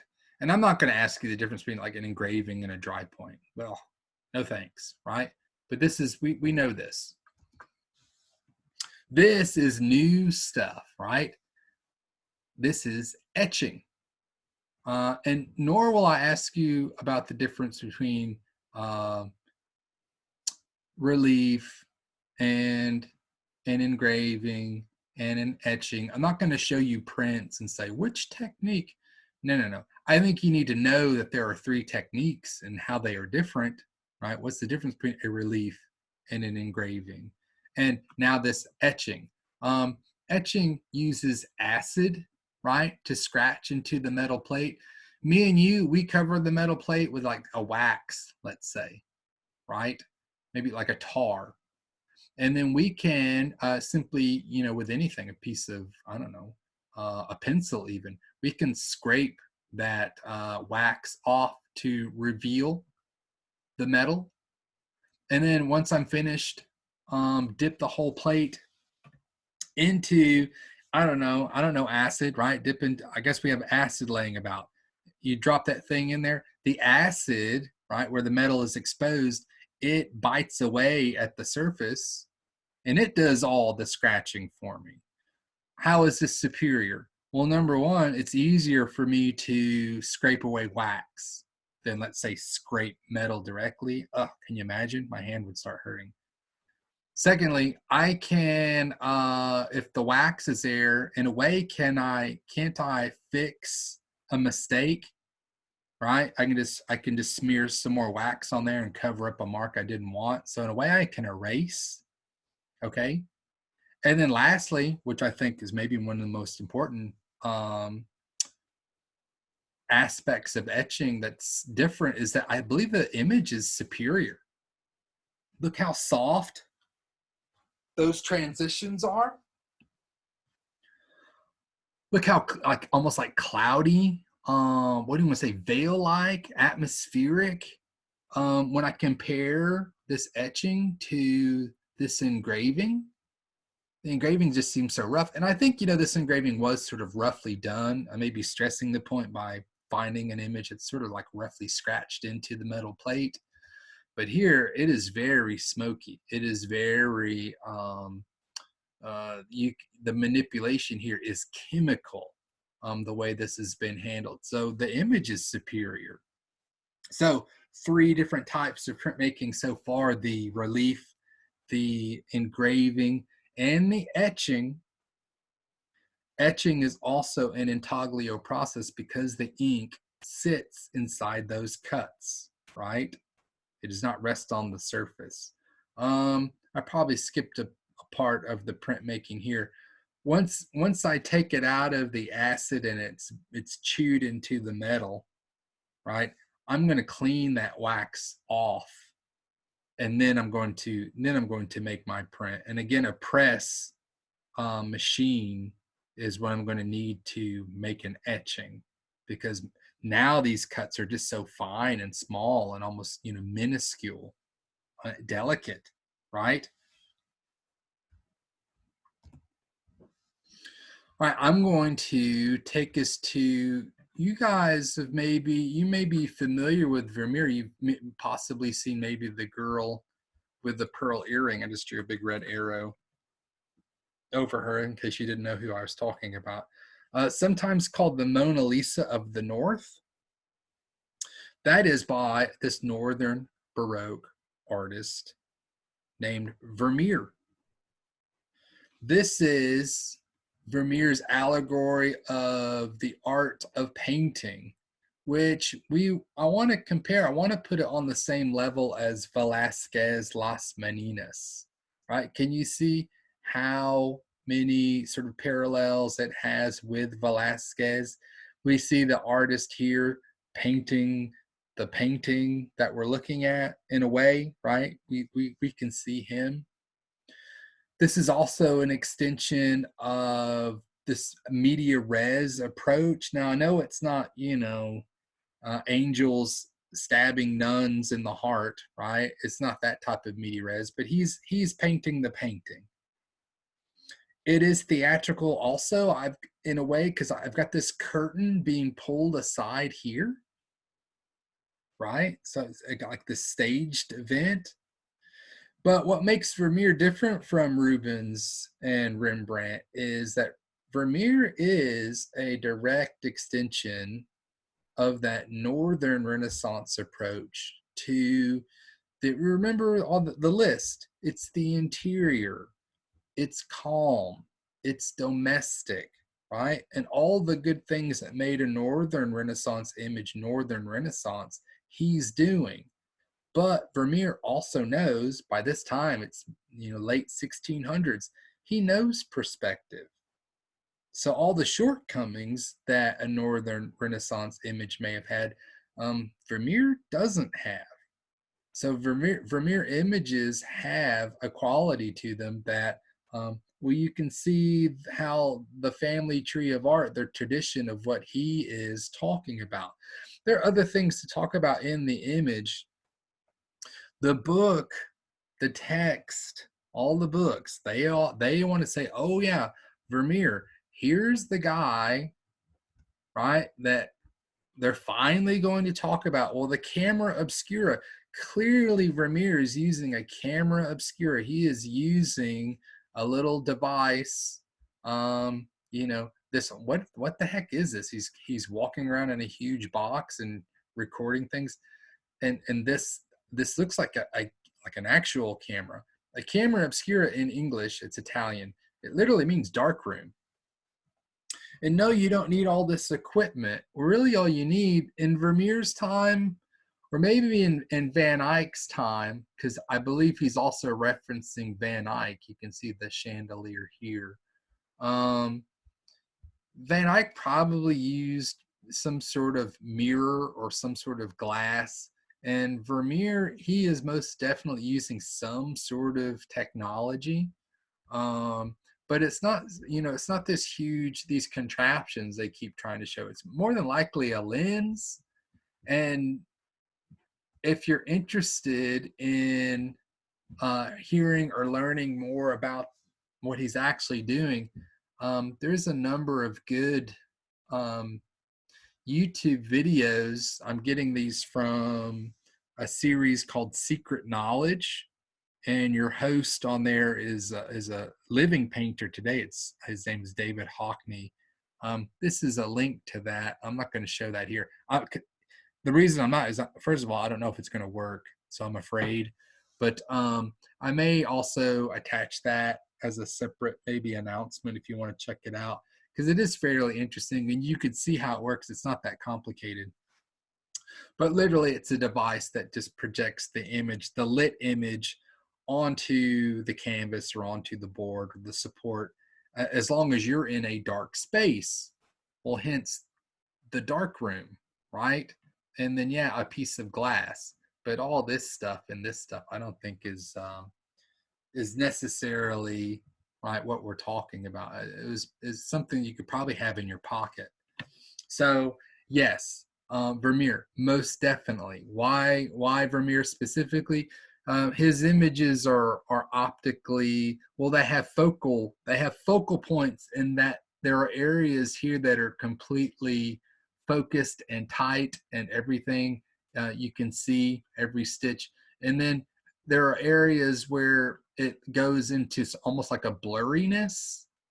And that has to do with the fact that he's using a lens, and that lens has a hot spot, just like a fixed camera lens would, and or just like how your eye sees today. When you and I look at something, right, it's in focus, and then everything else around it, including the distance, goes out of focus.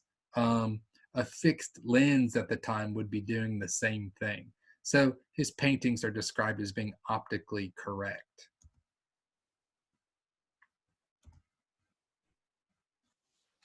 All right, so the last of the Baroque, here it is. France, and what is called classical Baroque. And I'm showing you a picture of, who's that, Louis the 14th. Why does Baroque end in France? I don't think we're going to go back to Italy. See you, Italy. France is going to be running the show, the artistic world, 1700, pretty much 1700 all the way up to 19, what do we want to say, 1950, 1948. And you may be thinking, well, why? That's weird. That has to coincide with the end of World War II, and France loses its position as leader of the art world. And it is, well, guess what? Guess who takes over leadership? It's USA America, right? We sort of came out in good standing after World War II. And from that moment forward, we've sort of been the leaders of the art world. The center of the art world is no longer in France, but they had a pretty good run. What is that, 1700s, 1800s, 200 and something years? Pretty good. What are they doing with all this Baroque stuff? Well, here's a good example. The Palace of Versailles is Baroque architecture. I'm showing you this old painting because I want you to note that here's the body of the palace here. Here are the arms as they extend out into this space. And do you see this sort of, are you seeing how it parallels New St. Peter's, right? New St. Peter's being, you know, a religious, spiritual architecture.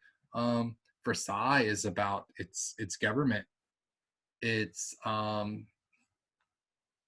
what are we going to say? It's really about the power and authority of the king, of the monarchy, whereas New St. Peter's is, well, power and authority, but it's of the church. So I don't necessarily want to call this secular, because the king and their association with divine right and all that stuff, I mean, that was sort of linked together. That's how they sort of duped everyone into thinking that yeah, of course I'm in charge because you know, God wills it. Well, this is most certainly about government, and it's not Louis, you know, sitting in a room out here by himself. The whole government comes with him. Can you see this big sort of, right, this wagon train of people? Everyone is coming out here with him outside of the city, right, where he can control them and watch them. And it's kind of a weird situation. Like, he is the government. He's not just some guy. This 700 rooms, was at 2,000 plus windows, over 500,000 square feet, and it radiates outward, right? The architectural embodiment of the Sun King. This is theatrical architecture. It is Baroque. And then these are photos of the, I guess, space today. All the gardens and fountains, right? Clipped and manicured and controlled. Gosh, can you imagine? All the way to the horizon. It's not just the building, it's all these gardens and grottos and fountains and fairly, I mean, good Lord, how expensive must this have been, right? The Palace of Versailles.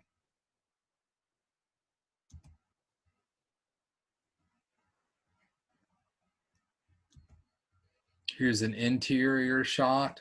What's my complaint here is Baroque has turned into, it's turned into decoration. This is where the pendulum of unity and unity and variety is getting, like, for me, it's like, man, there's a lot of variety here. It's all just sort of to remind everyone of sort of wealth in a way. All these different surfaces and textures and materials, multimedia, right? Mirrors and gold and gilding, and I don't even know what this, like, all over the roof and everything. This is the Hall of Mirrors. So expensive, so over the top.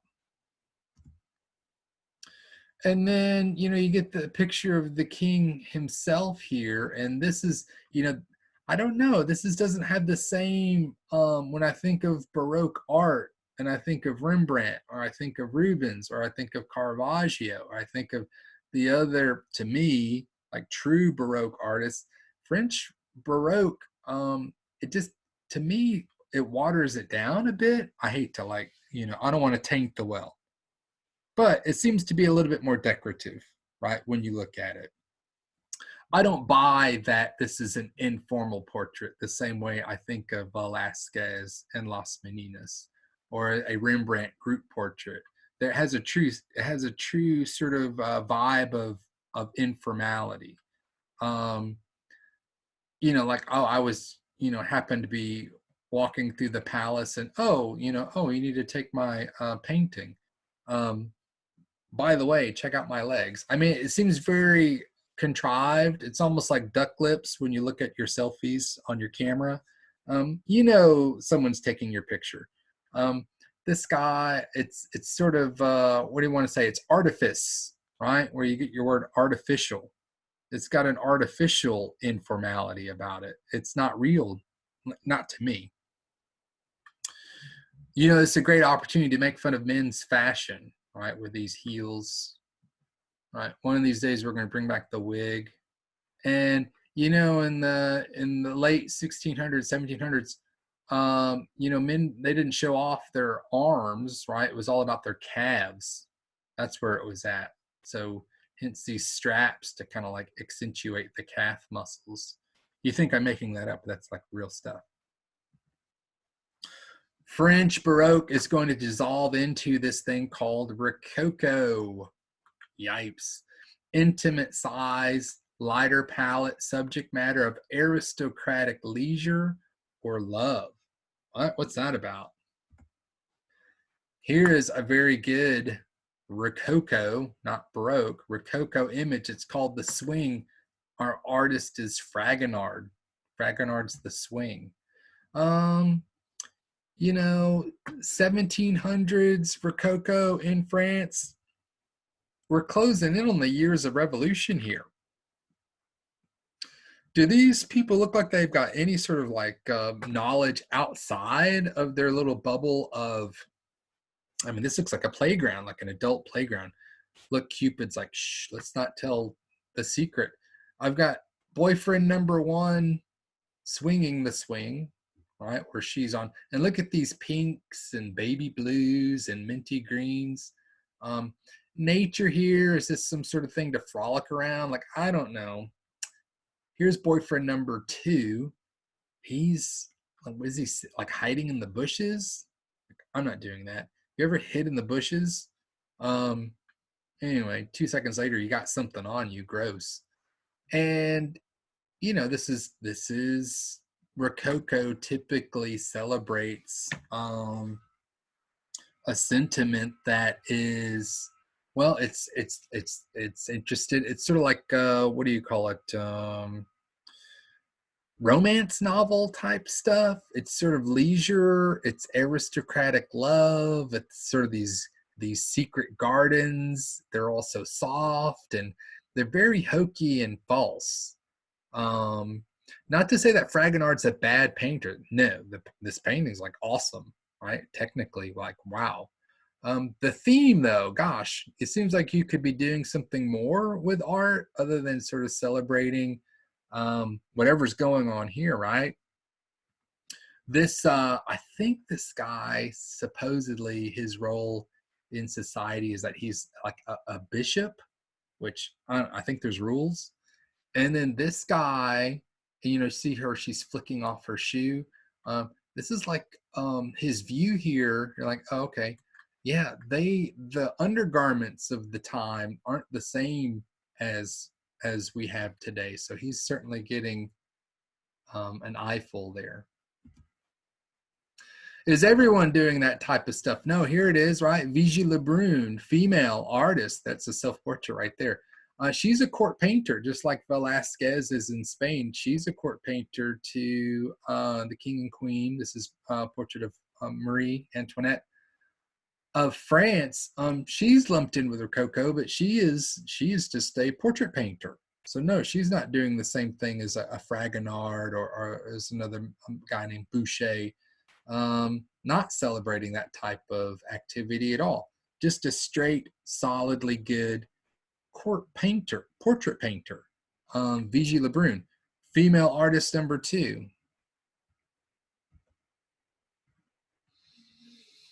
There's English Rococo who are about creating satire, making fun of French Rococo art and society.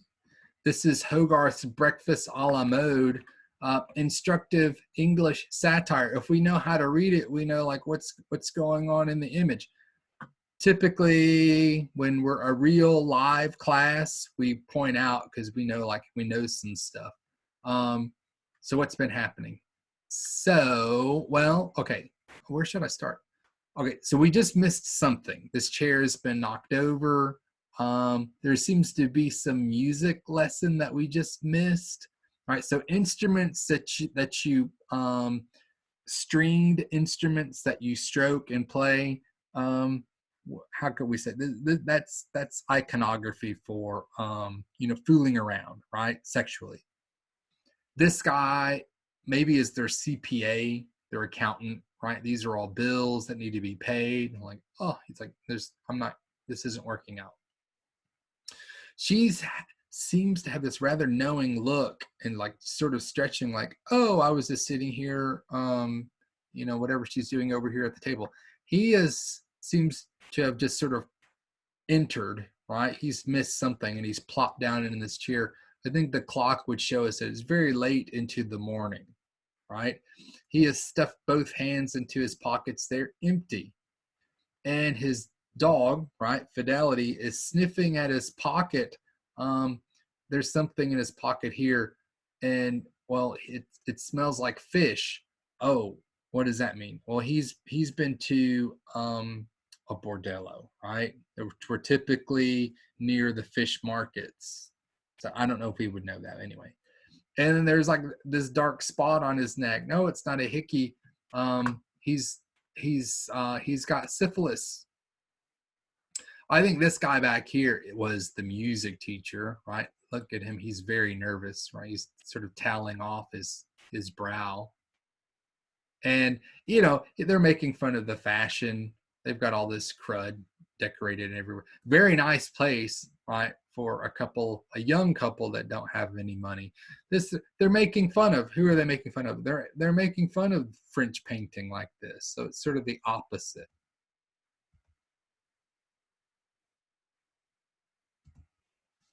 And then I like to do my favorites. Chardin is my favorite French, and it is part of the Rococo time period. I really just don't consider his work Rococo. He's a fantastic artist. I believe he does paintings and he also does pastels. Ooh, if you ever get a chance to go look up one of his pastel. Oddly enough, pastel, pigment and sort of a chalk material, they're not called pastel drawings, they're called pastel paintings. I don't make up the rules, I'm just telling you. But I like Chardin. Typically, he has a number of paintings where it's children and children at play, and their play is instructive. The play is not just wasting time. The emphasis is on education, right, and youth. And so the little boy that possibly builds a house of cards, no, he's not going to grow up to be a gambler. Maybe he's going to grow up to be an architect or an engineer. And you'd see a number of these. I'm just showing you one. Excuse me. Where the emphasis is on youth and their education. So of course, a guy like me likes Chardin. Excuse me again. All right, we're nearing the end here. Or I am.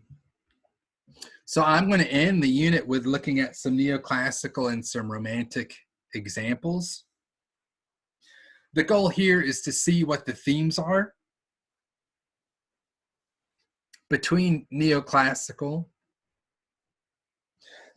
excuse me, and romantic images. Good grief. This is going to be great. Comparing the two, just as if you would the Renaissance and the Baroque, neoclassical and romantic are different, not only in their imagery, but in the themes that they choose to record. And you can see here neoclassical Age of Reason, its association with the Enlightenment and the 1750 to 1850 time period. It's the age of revolution in France and here in USA, America, right? And so you're going to see in the art of neoclassicism, art and architecture and sculpture, clarity. It's very linear. It is opposite Rococo, where Rococo was loose in sort of pinks and pastel color, and sort of the maybe, especially with images like Fragonard or Boucher, or what they're making fun of in images such as Hogarth's in England. Is that our first English piece, by the way? Neoclassical art is used for moral instruction. It has to have some sort of moral to it. It's uplifting to society. And neoclassicism is based on Roman Republican, sculpture and architecture. So we'll see that if there is one main dude, right, associated with neoclassical art in France, it's this guy, and his name is David, Jacques-Louis David. And this is, now I've heard this pronounced Oath of the Horatii, and I've also heard it pronounced Oath of the Harati. It's a family name. So anyway, there it is. That's how it's spelled. The Horatii are the brothers here taking the oath on their swords. Their dad is the one holding the swords up. In other words, they're making an oath to do or die, right? They're going to go defend their city against another three from, I guess, a warring neighboring city. And they are going to take upon the sacrifice that instead of the loss of maybe hundreds, if not thousands, they're taking upon this duty. And it's dramatic in that their dad is the one holding the sword up, knowing what their sacrifice is going to be. And note how, the actors here are very sort of angular and sharp and clearly and strongly defined. And then using their, their logic as their reason. The people that are emotional, look how softly colored they are. And it looks like, they're soggy, they're wet. They're very they've got more curves, they're lumpy. Neoclassical art really focuses on logic and reason and not so much emotion. Not that it lacks emotion. This is sort of like, an image of sacrifice, self-sacrifice. It really becomes an iconic image associated with the revolution itself. However, right, it was completed prior to the revolution, and King Louis was the purchaser of the painting. And he saw it more as, an emblem of his attitude, like he was going to be the one that's, willing to do the work and the sacrifice. Anyway, how ironic. Oh my goodness. I wanted to point out round Roman arches, right?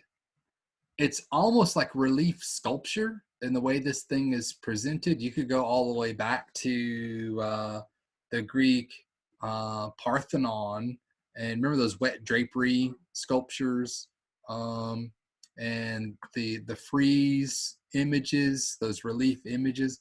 This is very much set up the same way. Now this is a Roman Republican story. They're not trying to make art that reinvents the Greek at all. They're more interested in the Roman Republic, and of course Greek democracy. Now this is Death of Marat. This is not an old Roman Republican story at all. Marat was a contemporary to David. In fact, Marat was, if you've ever heard of the guillotine, right? Marat was the guy that made the list. He wrote the names of the people that were going to be guillotined. He was murdered in his bathtub, and you can see the knife there. He was actually murdered by, it was a young girl. I think she was either 16 or 17. Anyway, I believe Marat had her, for whatever reason, had her boyfriend, amongst others, right? We're talking about the reign of terror, hundreds of thousands of people getting killed. The revolution turned into a real mess. Depending on who you were, Marat was either a hero of the revolution or he's a mass murderer. I think, since it's called the Reign of Terror, I don't think Marat was such a great guy. But if we were to believe David, you can't miss his signature here. Marat is some sort of martyr to the revolution. Look at this pose. Look at this light. Hey, can we bring up tenebrism? Right? This is still a reflection of, or this echo of this Caravaggio's approach to painting, still being used even in neoclassical art. So it's not like neoclassical art is without emotion. It's just the way that it's presented is so linear, right? It's so formal. And this is about logic. This is about reason. David presenting Marat in this way. I suppose if this were Caravaggio, that girl would be in here, stabbing this guy in the chest, right? Media res. Now the act is over. What's done is done. But note that the pen is mightier than the sword. She managed to kill one person with her knife. Think of the hundreds and thousands of people that he managed to kill with his pen.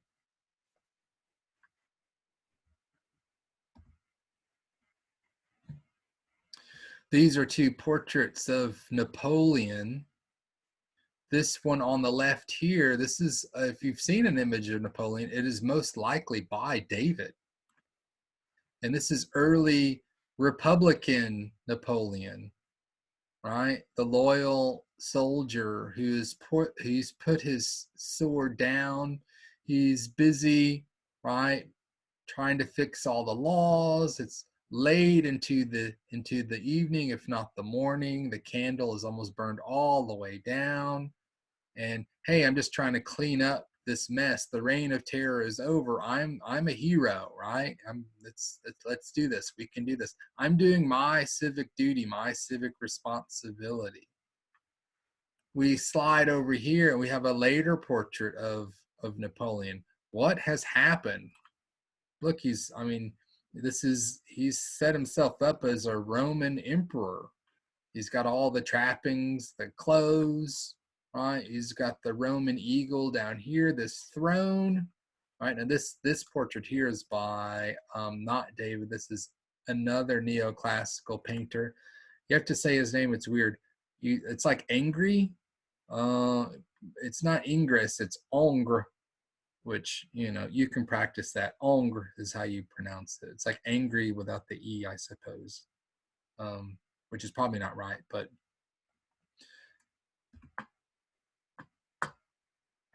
this is one of Ongre's, right? You couldn't get away from it. This is a neoclassical approach to, I mean, I thought we just said that neoclassical had to have like some sort of moral instruction, right? Where's the moral instruction of this? There is a contemporary interest in exoticism, the exotic East. Why? Well, it's because Napoleon's men, as they're trying to conquer the whole world, have gone into the East. They've gone into Egypt. And so people back home are hearing these stories of Eastern culture. And what is more exotic about Eastern culture than the harem girl? So this is Ong's version of a harem girl. It's called an odalisque, harem girl for us. What else? Why else are these harem girl paintings becoming so popular in France? Well, it's also because of, when I say French culture, and the revolution. With the revolution, you got liberty, you got fraternity, and you got this weird thing called equality. Like what's up with that? Equality. Yeah, women believed, right? If you're a believer in the revolution, that they weren't second to men. They were their equals. In fact, there were many females that had roles in the revolution.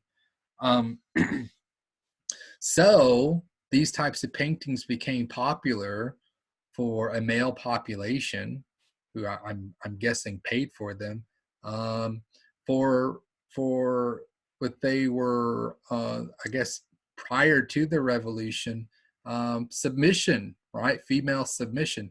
And who is more submissive than a harem girl? I don't know. I've never met one.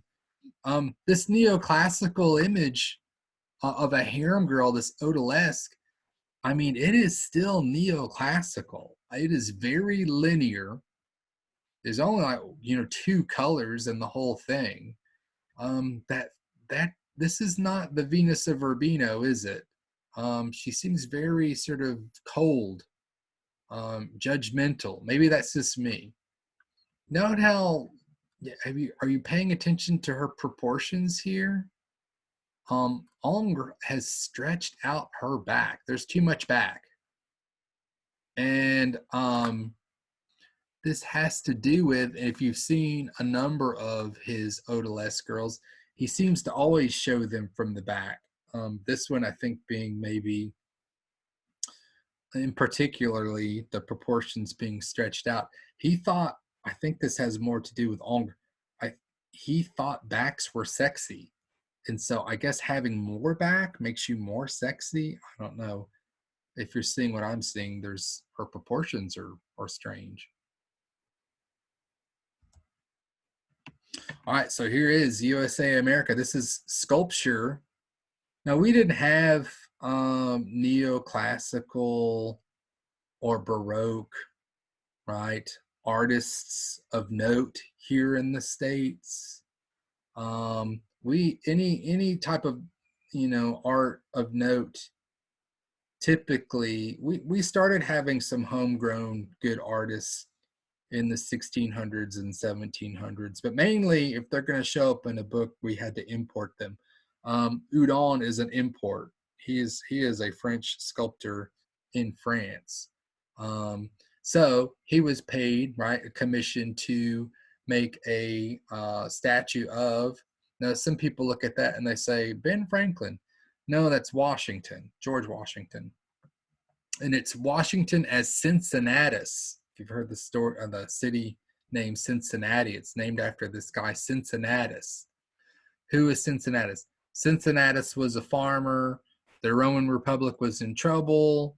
They asked Cincinnatus to, hey, come and help us. I forget who was, right, trying to invade the Roman Republic.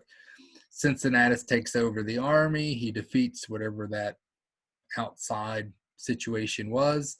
And they said, hey, Cincinnatus, you did really well. Hey, what do you think about, becoming our king? And Cincinnatus says, well, no, I'm actually going to go back to my farm. Right?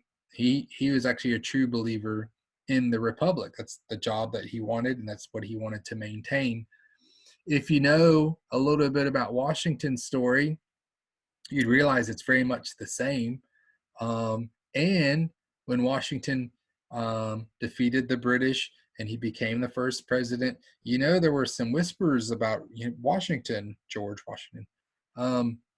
Would you be interested in maybe becoming our, right, USA, America? What? Would you be interested in becoming our king?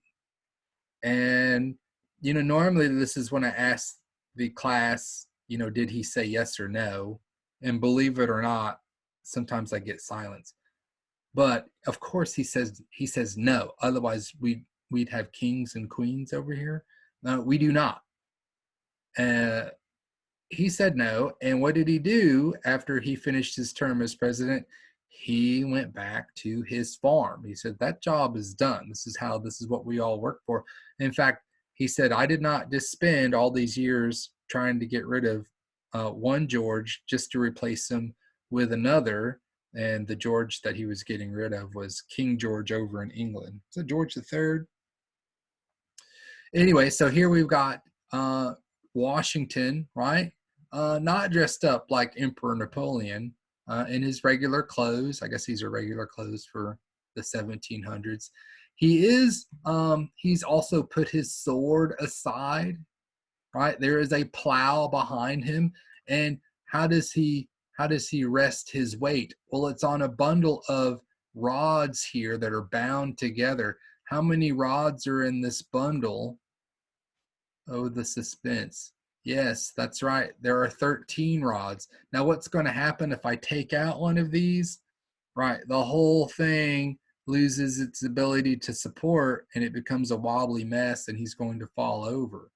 So, hey, USA America, we've shown up, and it's in neoclassical art, sculpture, a pedestrian statue.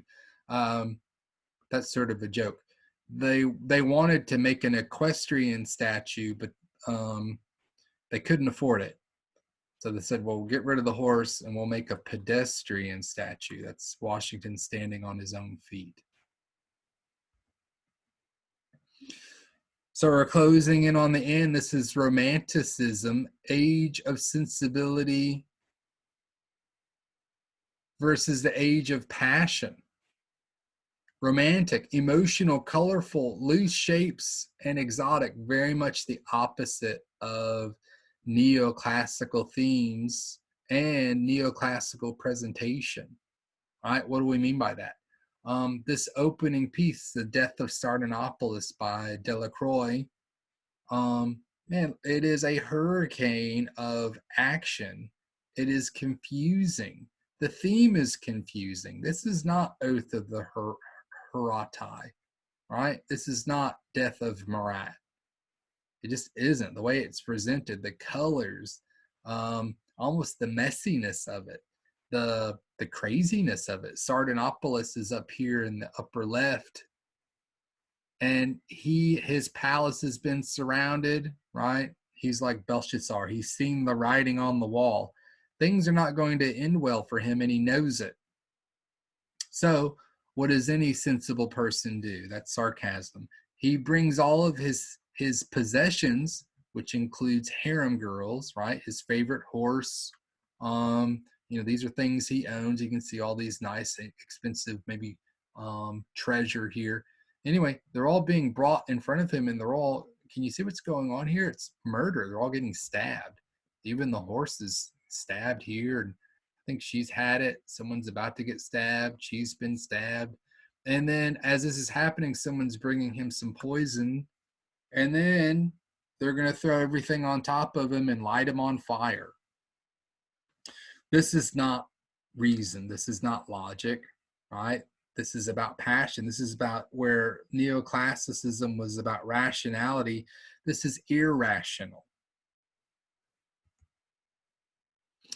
Raft of the Medusa, this is by another French artist named Jericho, right? Raft of the Medusa. Just a pyramid of pain and misfortune. Their ship was sinking, and then all the officers and the upper class members got on the lifeboats, whereas the third class group had to get on a makeshift raft. And then, you know, after the first day, they were cut loose while everyone else made it to safety. And they were set adrift, I think it was like 90 days, and 147 people, by the time they are rescued, 147 had turned into 15. So this is not some sort of Persian myth. This is not some sort of ancient story. This is contemporary. We're talking 1819. This is almost, you know, contextual modern tragedy. We're not having to go to the ancient past. We're not looking at Shakespeare or mythology or anything. We're not going to the Old Testament.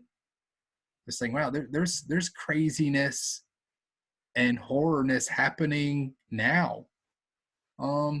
This is about placing your trust in your leadership, in that leadership not only not having the ability to take care of the situation, but avoiding it, washing their hands of it. And this caused a huge scandal, as it should. There are many different situations where you could bring up the raft of the Medusa, where someone in charge really doesn't have the capabilities or the mentality or the, whatever you want to call it, the gumption of taking charge.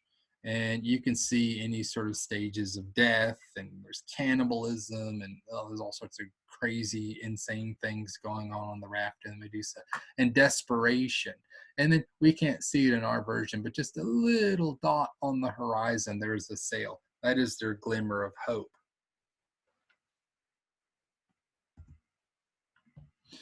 This is the Spanish artist Goya. This is his 3rd of May image. Right? This is also about the loss of reason, the loss of logic. Look at how this is an execution. The execution seems to be handled by the military, a faceless machine. The people being executed, they don't look like participants in the military to me. This guy looks like a friar or a monk. This guy may be just a regular middle-class guy, or possibly a peasant. You can tell they're from different classes, which you can also tell is they're not in the military. These are civilians. These guys here, this pile here, they've been shot. These guys are getting shot. These guys are about to get shot. This is about this 3rd of May is sort of a call to, and you can see the hands up here in the middle. This is the pose of the martyr here, saying, where is reason gone? Like, hold on, what do we do? What's going on here? And each one of these characters is sort of, they're meeting their fate here in their last seconds in different ways. He seems to be ready to fight. He's angry, and this guy's upset, and this guy's, he can't believe it. And this guy here, definitely, and the guy whose light is shining on him is like, where is our logic gone? Where it's disappeared from the scene. Can we say that these romantic painters, are they not using tenebrism? Are they not using media res? But these are not religious images, and they're certainly not group portraits, right? They're not Counter-Reformation. That's not the conversation.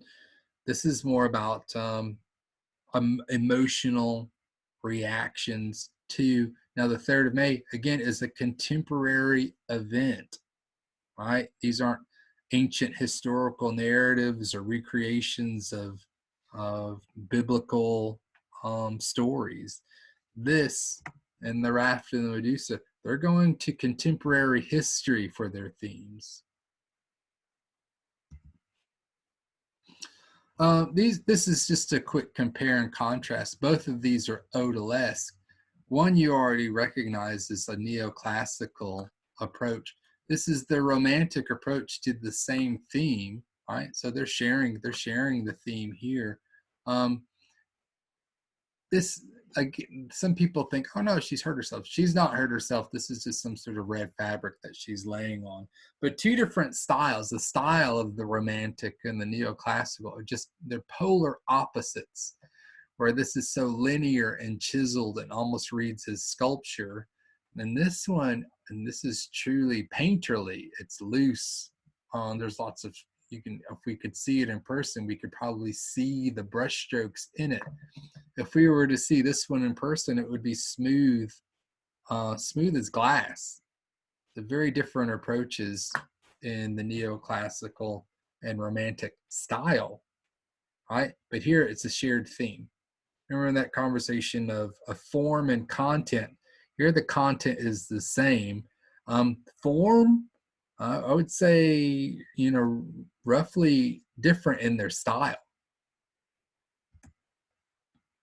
All right, so we're going to end on a more positive note, getting out of all that sort of dark romantic stuff.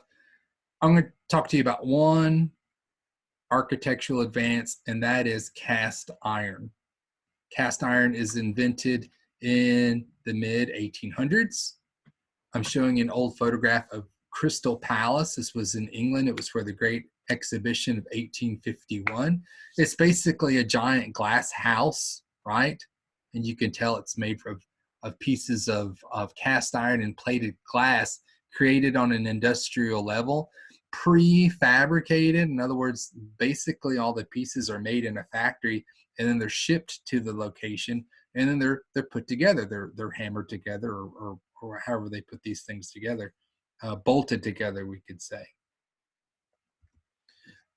Here's a couple of colored prints of the inside of the Crystal Palace. You can see how enormous it was. 900 square feet, 900,000 square feet, almost twice the size of the Palace of Versailles, right? Huge exhibition space. And to me, it reminds me of sort of like the interior of a mall, like they invented the mall, right? Prefabricated and fireproof, right? There's nothing here because the natural light pours in. I don't need to bring candles or torches inside the space. Okay, no, it's made of glass. The materials themselves, glass and this cast iron. I'm not worried about them catching on fire like I would maybe an old cathedral that's got wood or fabric on the walls, or, you know, many flammable components to it. Plus, you know, even if it was Gothic, you know, maybe there's areas where I need candles or oil lamp. You know, there was this fear of fire. So this is, I think, fireproofness was part of its design. Now this is another photograph. I think it must be like an early version of a camera, but you can see the immensity of the space, right, and how enormous it was, how much light was pouring in. And I think the greenhouse, right, effect just onto this colossal scale. Definitely a cool way to describe it. All right, so you can't see it today because it did burn down in 1936. Apparently the stuff that they put inside of it was not fireproof, and therefore the whole thing melted. However, if you're in Dallas and you're driving south or north on 35, you will see, what is this? I just lost the name. Anyway, is it Infomart? Is that the name that it goes by? Anyway, can you see how it's related directly to, right, the Crystal Palace? Now, I'm not sure, I doubt it's the same materials, but you can see that this is a direct parallel to that original architecture. And I think you saw this coming with that cast iron. Yeah, Eiffel's Tower in 1889, also made for another world. I think they're called, today we say World's Fair, but back then it was World's Exhibition. 1,050 feet tall. That's 81 stories to you and me. That's super tall. I think it was like one of the tallest man-made structures. Blah blah blah. I have to revisit that. Was never meant to be permanent. After the World's Exhibition, the contract said that they were going to take it down, dismantle it. So imagine that. This has been used for a number of different things over the years, from telegraph towers to radio towers. I think it had some sort of function during both world wars. I think they're trying to tie down what were they? Dirigibles, or were those not hot air balloons? Anyway, so 1889, 100, what are we at? 100 and something, 140 years old, right? Still standing. Can you imagine them dismantling this and taking down? Also prefabricated, right? All the parts and bits made at the factory, then shipped to the location, and then snapped together. I think that's the last. That is the last one. So you have to break that into parts. So get ready for exam 3. I'm going to put that online, and I think it's probably going to be timed, but just nothing that's like you're going to be panicking or anything. It's going to be very similar to the format we've already been using, but the images are going to be embedded into the exam. So you'll see the pictures as you go, and it's the length that's going to have to be shorter. So we're probably looking at 25 clearly obvious, hopefully, questions. And hey, it's online, and so you do what you got to do to get those responses correct. And I'll probably send out a different announcement for the critique worksheet. I know we're closing in. Isn't it due like in the beginning of April, something like that? I should have checked the date. Anyway, I just wanted to put that on there just to say, hey, stay on top of that, and you submit that through Canvas. We were going to do that no matter whether we were going to switch to an online version of the course or not. So if you've got that and it's ready to go, let's have a look at it. You can email it to me if you want me to look at it before you turn it in. And I'll certainly tell you if it's missing something or if it's fine. And anyway, that's up to you. So I'll send out those announcements separately. All right, so that's where I'm going to stop. I will get ready for the next one, and I'll be getting ready for that exam 3 coming up. All right.